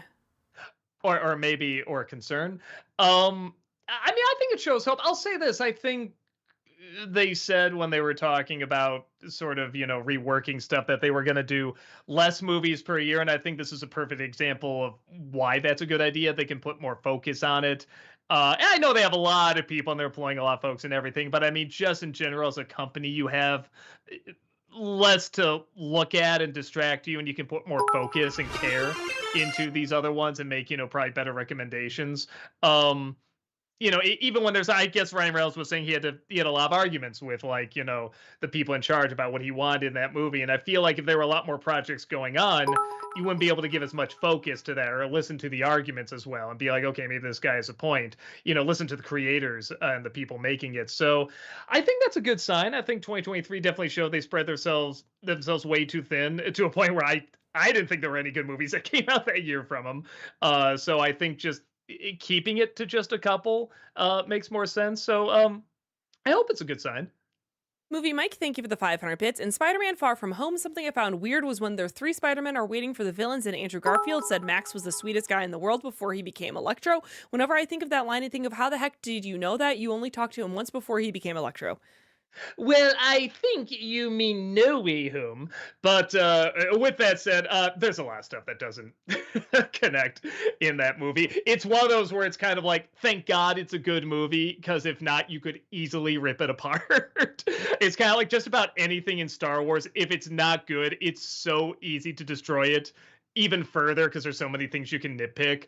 But they do have a good story and characters and a good core to it. You overlook that stuff. If anything, it's kind of part of the fun. But you're right, and there's many other things that don't add up in that movie. Amanda, thank you for the $10 super chat. Love the idea of you re-reviewing older videos. Title idea, review rewind. There it is. It can start off with someone pressing rewind on a VCR, then clips from older reviews appear before the title appears. It's a good idea. I feel like someone must have done it already. Maybe not, but I feel like it's probably been done already. I don't know. I will check into that before I get to that. Adam, thank you for the $5 super chat. Which X-Men villain that hasn't been used in the movies yet do you want to see the most? Mojo, Bastion, Omega Red, or Mr. Sinister? It's a toss-up between... I mean, they're all pretty fun, but... a toss-up between Sinister and Omega Red. Omega Red's just a cool villain. I just think I don't know, every time I still got a picture of him up there. Something about the coils and everything just going all over the place, and then the little ponytail on the sides. But he just looks cool, and he has like no sense of humor. He's just so direct. I want to kill that thing, and he just goes for it. I don't know. He's kind of like under Sabretooth. He's like kind of the coolest Wolverine enemy, in my opinion. So that's the one I'd like to see, and I think visually would be really cool. But Sinister would be pretty awesome too. Dream Arts, thank you for the $2 super chat. Major Marvelous, thank you for the $10 super chat. Hey Doug, when are you going to do more Dark Toons episodes? I asked since I'd like to see a Dark Toons review of the Loud House episode, One Flew Over the Loud House. I haven't seen Loud House, so I don't know if I'd be good for that. And on top of that, I haven't done Dark Toons, I think, in over a year. I think I just lost steam. On top of that, I've said this a lot. I got sick last year, and that I'm just now getting used to doing 2 videos a week again, and getting like a normal flow of that. So we'll see, because I'm still trying to keep workflow like somewhat low, or at least normal, nothing beyond like what I can't, what I can usually handle when I am sick. So it, if ever, it'll probably be a while, if ever. That's what I'm trying to say. Movie Mike, thank you for the 500 bits. In the Spider-Man games, what do you think is Yuri Lowenthal's best moment? Is that the guy who plays Peter? Correct. Okay. I know this is gonna sound weird. I don't know why this one stands out, but in the second, well, okay, his voice when he's taken over by the symbiote is legit. Like he really feels like a different person. So there's that. But then there's a section where, like, I mean, how many times have we seen Spider-Man get beaten up and ripped up? I mean, any superhero for that matter. And they're on the verge of death. Yeah, you heard that a million times. But just his performance, I'm like, I believe this guy's gonna die. Like he is really using his final breaths, like in these moments. And that is very difficult to do and sound convincing only vocally, especially as a superhero where we've seen this a million times. I know it sounds like a little thing, but I was pretty impressed by that. Prowl, thank you for the $5 super chat. You do Stephen King every year, but what if Stephen King asked to guest star in an NC review? Would you do it? Oh, yeah. You could beat the shit out of me. I don't care. I mean, I do like Stephen King, quite a bit, especially as a person. He seems like a really cool guy. And like I say, he's written all sorts, and not just written, but had a big part in a lot of great stories. I mean, Creepshow I still watch every year, and I think it's just like a very bizarre, strange kind of masterpiece. And then of course a buttload of other things that he's done that's phenomenal. So yeah, no, absolutely. Carter, thank you for the $5 super chat. Hey, Critic, just want to say I love the Teddy Ruxpin short film you made. How'd you make it?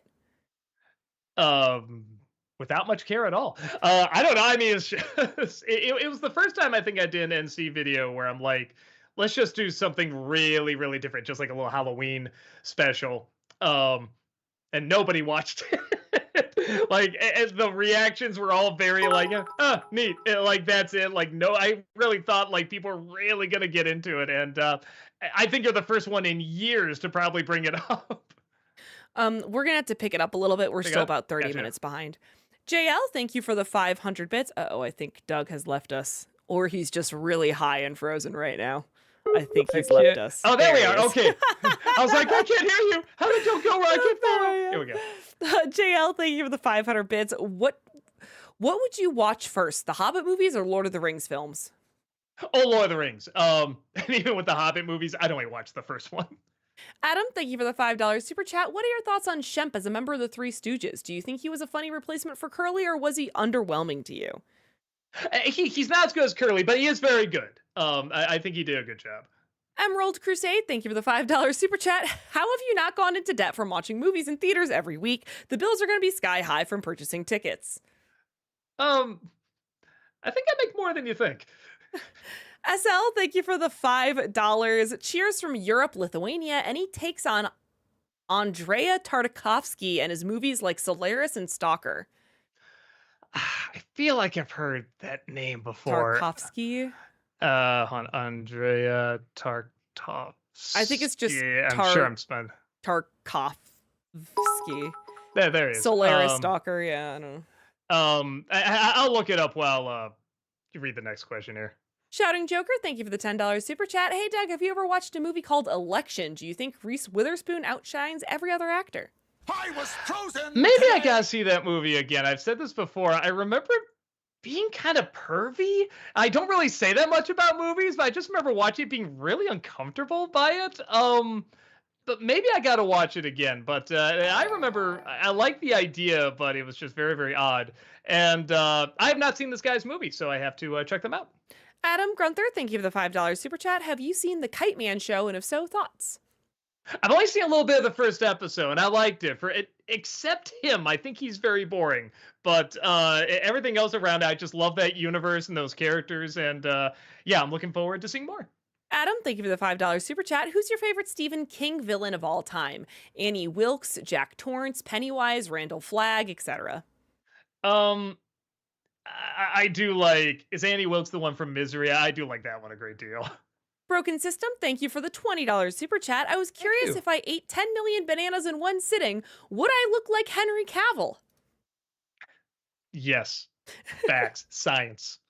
JL, thank you for the 500 bits. What's your favorite Family Matters episode? Hmm.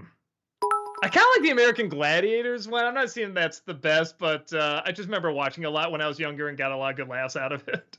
Movie Mike, thank you for the 500 bits. In Star Trek Next Generation, what's your favorite Riker and Picard moment? Boy, man, that's rough.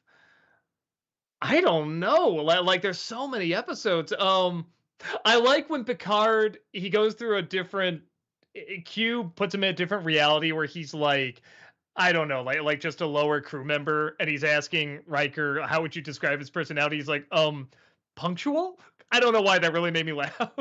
Martin, thank you for the £5 super chat. Doug, please can you review the three flavors Cornetto trilogy of Shaun of the Dead, Hot Fuzz, and The World's End? Hot Fuzz, I feel like I could do just a whole review on just pointing out all the jokes, and I feel like I could do the same thing with Arthur Christmas. It might be too much. I did do a video on him just pointing out neat little things, but yeah, I don't know if I have enough time. Tom, thank you for the $5 super chat. I don't know if you heard this, but do you remember Charles Martinet retiring for voicing Mario and other characters? What are your thoughts? Oh yeah, I mean, I like it. I met him in real life at a con a long time ago before he really blew up, and he was really, really sweet and a really nice guy.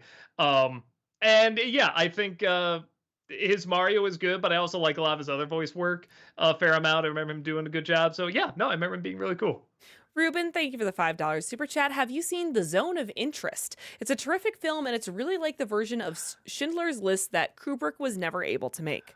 Why is that sound? I think it was brought up in one of these before. Okay, yeah, somebody brought it up before. No, I haven't seen it, but it did sound very interesting. Movie Mike, thank you for the 500 bits. Heather, in Uncharted, what is your favorite Sully and Nathan moment? Oh gosh, I don't even know. I can never remember specific moments, especially when some of the games all bleed together for me. But like anytime they just have like a almost father and son moment, it just makes my heart melt. James, thank you for the $5 super chat. Next Tuesday, Nate Hamilton of Renegades React will be doing a 24 live stream of Nostalgia Critic. I guess you can never have enough, Doug. I don't know. I think he's gonna find out you can. But that's very, very cool.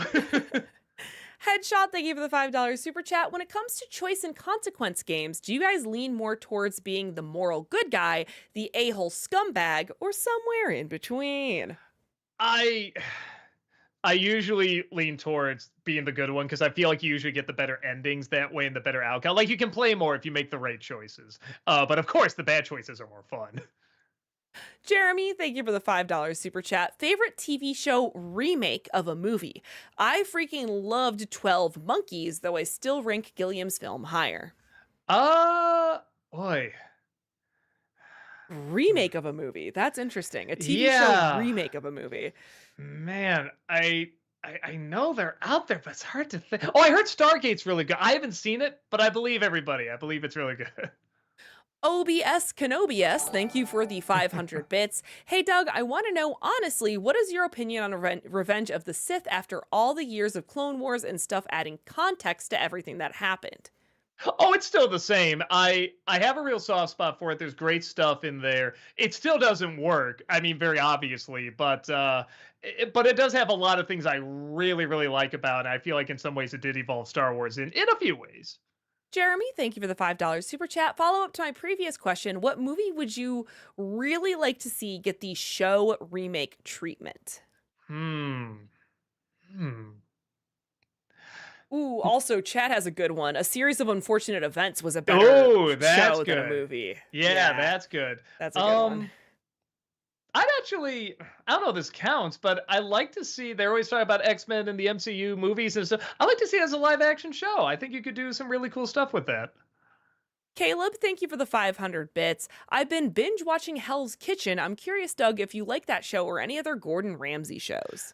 I do, much to my shame. It's a terrible show, but I love it. And I think a lot of it is him. He's just so much fun to watch, and he's really interesting. He knows what to play gimmicky and what to play for real. And you can tell he has a passion for what he does. So yeah, I do, and I think it's all him.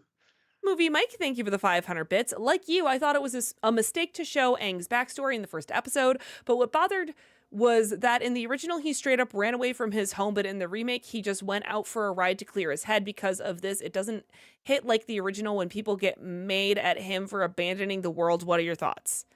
Totally agree. Yeah, I forgot that was even a thing. You're right. He wasn't running away. He was like, "Oh, I'm just gonna go think for me." Yeah, I don't like that show. Alexander, thank you for the 500 bits. Top 3 favorite Jason Bateman performances.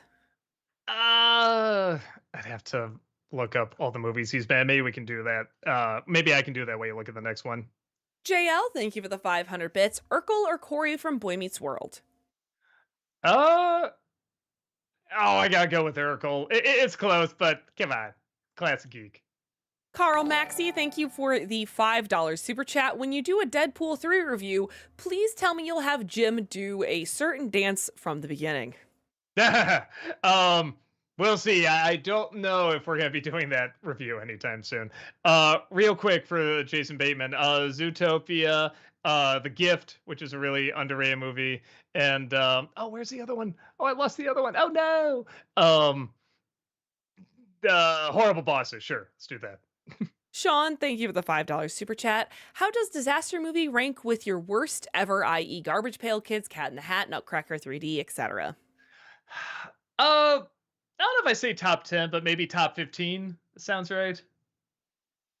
Sorry, excuse me. JL, thank you for the 500 bits. Hi, Doug. I have fatigue and can't watch movies either anymore. And when I do, it's either sitcoms or Disney films when I'm in the mood for them.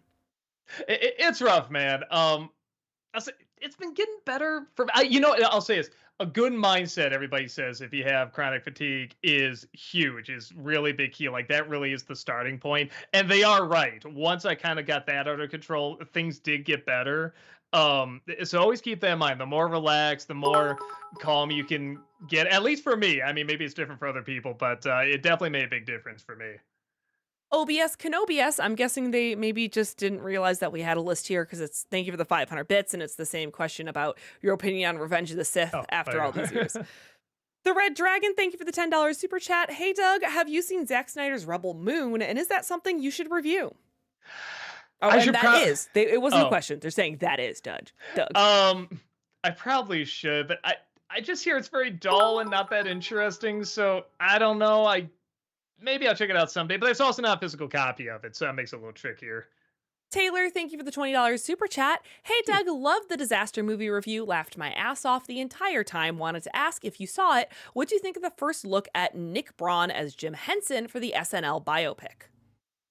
I don't think I saw it. And was it one more time? The Nick Braun as Jim Henson for the SNL biopic. Oh, SNL biopic? What? That's all very odd. Oh, look at that. Huh. No, I didn't know about this. Looks interesting. Movie Mike, thank you for the 500 bits. Which Ron Perlman character do you like more? The Lich from Adventure Time or Clayface from Batman the Animated Series? Was the first one? Oh, Lynch from Adventure Time. Yeah. I guess I'll say Clayface. I like the tragedy of that character a little bit more. Radtastic, dude. Thank you for the $20 super chat. Why haven't we heard anything from you about the Wonka movie that came out last year? What are your thoughts on it?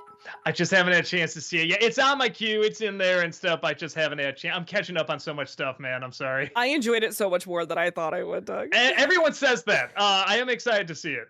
Sean, thank you for the $5 super chat. Has never seen / heard of a majority of Paul Newman movies, but has seen Disaster Movie, Rhapsody Kids, Food Fight. For shame, Doug. For shame. For a living is what I say. For a living. Cousin Vinny, thank you for the $5 super chat. Been on a nostalgia kick. Wanted to know what your thoughts on my favorite genre of film, psychological horror, Jacob's Ladder, The Lighthouse, etc. I mean, I usually love those. Those are usually the kind we look for when my wife and I are looking for a movie. I really liked The Lighthouse a great deal. I don't think I've seen Jacob's Ladder. I should probably sit down. Or I think I've seen part of it. I haven't seen the whole thing yet. JL, thank you for the 500 bits. Did you see the Stevel episode of Family Matters? Yeah. I don't know if I got into it as much as everyone else, but it's funny. It's a good episode. Movie Mike, thank you for the 500 bits. In Home Improvement, do you remember the episode where they think Randy might be sick? If you do you think it's a good, serious episode? No. I thought it was pretty forward. You could tell with Sweeps Week when they did that Jonathan Taylor Thomas was like the popular kid. I mean, everyone acts really well, don't get me wrong, but it feels very gimmicky. Alex loves musicals. Thank you for the 500 bits. What are your thoughts on the Chris Evans movie Gifted? If you've seen it, I think it's very cute. Maybe I haven't seen that. I don't think I've seen that. I'll try to check it out. Sean, thank you for the $5 super chat. How many people agree with your viewpoints on The Matrix and Saving Private Ryan versus those who are like, you're insane, those movies are amazing? I didn't know I talked about Saving Private Ryan before. Like Ryan's all right. There's great stuff in it, and The Matrix. I did find once I did that review, a lot of people were just like, "I agree," but they whisper it just like they come out with like, "You cannot like this." Oh, I feel like so seen, kind of thing. So I know I'm not alone on that. Sean, thank you for the $5 super chat. Any note on when we'll see Rob or possibly Walter or Tamara on this Q&A stream like they did a while back? Goodness, at this moment, it's almost too much when it's just Doug, so I can't even imagine adding a second or third person into the mix at the moment. Maybe once we have a lesser influx of questions and don't have to worry about answering the questions as fast as humanly possible while also giving you a somewhat satisfying answer. What she said. Sean, thank you for the $5 super chat. Favorite scenes in Jaws? Mine is the scene when Brody and his son mimic each other. I remember, well, I mean, the opening's amazing, but then I remember when I guess spoilers, but when the captain gets axed off at the end, that I don't know why, that really surprised me. I just really didn't think he was gonna go. And when it happened, I was really like, oh man, it's such like a violent death. I mean, it's a shark, obviously, but I was just like, ooh, like that kind of stayed with me. Haunted Joker, thank you for the 500 bits. Just want to say you're my favorite Deadpool variant. Oh, thank you. I think. Yeah, no, I'm pretty hideous. That checks. Okay. Movie Mike, thank you for the 500 bits. In Zootopia, what's your favorite Nick and Judy moment? I kind of like at the end when they do the fake out and she does the little blood. I thought that was pretty funny. I just read that. Sorry. JL, thank you for the 500 bits. Would you ever make a Discord channel so we could all talk about movies and shows? I don't know much about Probably Discord. not, And the more I hear about Discord, the more I'm kind of like, I'm okay keeping away from that. I love Discord, but it is hard to maintain a server. So I don't know. Probably not. All right. We have like 3 minutes to maybe look at some other questions here. Master Mario on Twitch says, I know you don't follow sports much, but what do you think of the White Sox losing 21 games in a row? I mean, as a Chicago fan, I weep. As a fan of comedy, it's hilarious. Dream Arts, thank you for the $2 super chat. Have you ever reviewed The Ants, DreamWorks? No. And it's funny because I have a similar movie coming up that I'm reviewing, but it's not that. I wouldn't mind getting to that at some point because I do like that movie. Frankfurt the Orange on YouTube asks, thoughts on the new TMNT R-rated movie coming soon? Yes, they went that level. Odd but cool, and it's interesting that it's not like just regular TMNT. It's like a very niche story. So I guess that makes me a little bit more interested. I forgot I did review Ants in DreamWorks Uary, so there is that. Blablik Block on Twitch asks, what's your favorite Elvis song? And yeah, I know he didn't write his songs. That's fine. You can still sing it well. It may just Jailhouse Rock. It's just like how simple and fun it is. Jedden on YouTube asks, what are your thoughts on the Upside Down show? Everybody loves the show. It stars an Australian duo called the Umbilical Brothers, and the show only has 13 episodes. Check it out. Never even heard of it. Looks like fun. I'll try to check it out. Cartoon Dictator on Twitch asks, have you watched Disney Primos yet? No, I just know there's controversy around it. I can never quite follow what it is. And it got a major hate train around it, but I didn't follow what it was. So, and I never really followed anything outside of that. So I guess I'm not super interested, but if I actually start to hear good things about it, maybe I will.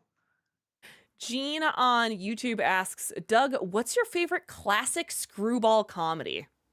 What's Up, Doc? If anyone hasn't seen that was movie. So good. I'm so glad you had us watch that. We did a big screening with everybody, and we were just like, oh my God. And like when people see it, they're always like, how have I not seen this movie? Like, this movie's amazing. And it just gets better and better as it goes along. So, yeah, anyone, it's the one Streisand movie I will say is fantastic. Charles Simpson over on Twitch asks, could you review Rain Man? Um, I don't have a ton to say.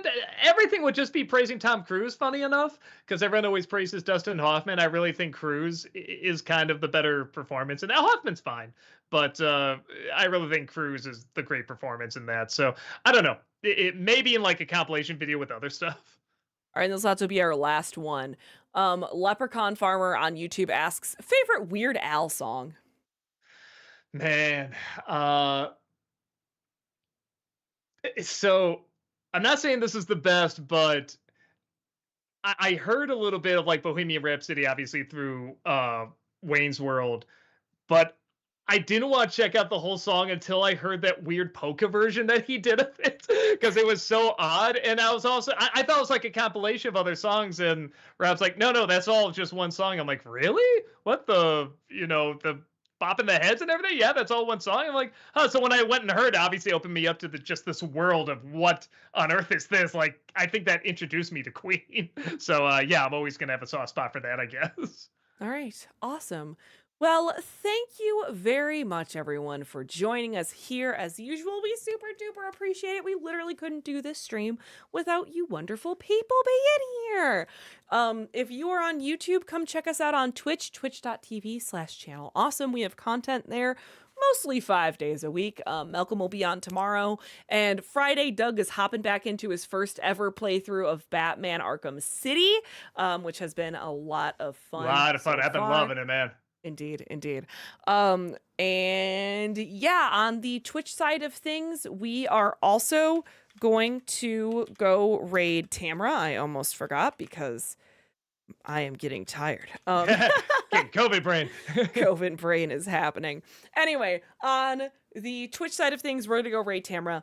Thank you all so much. Have a wonderful evening, and hopefully we'll see you all later. Bye-bye. Goodbye.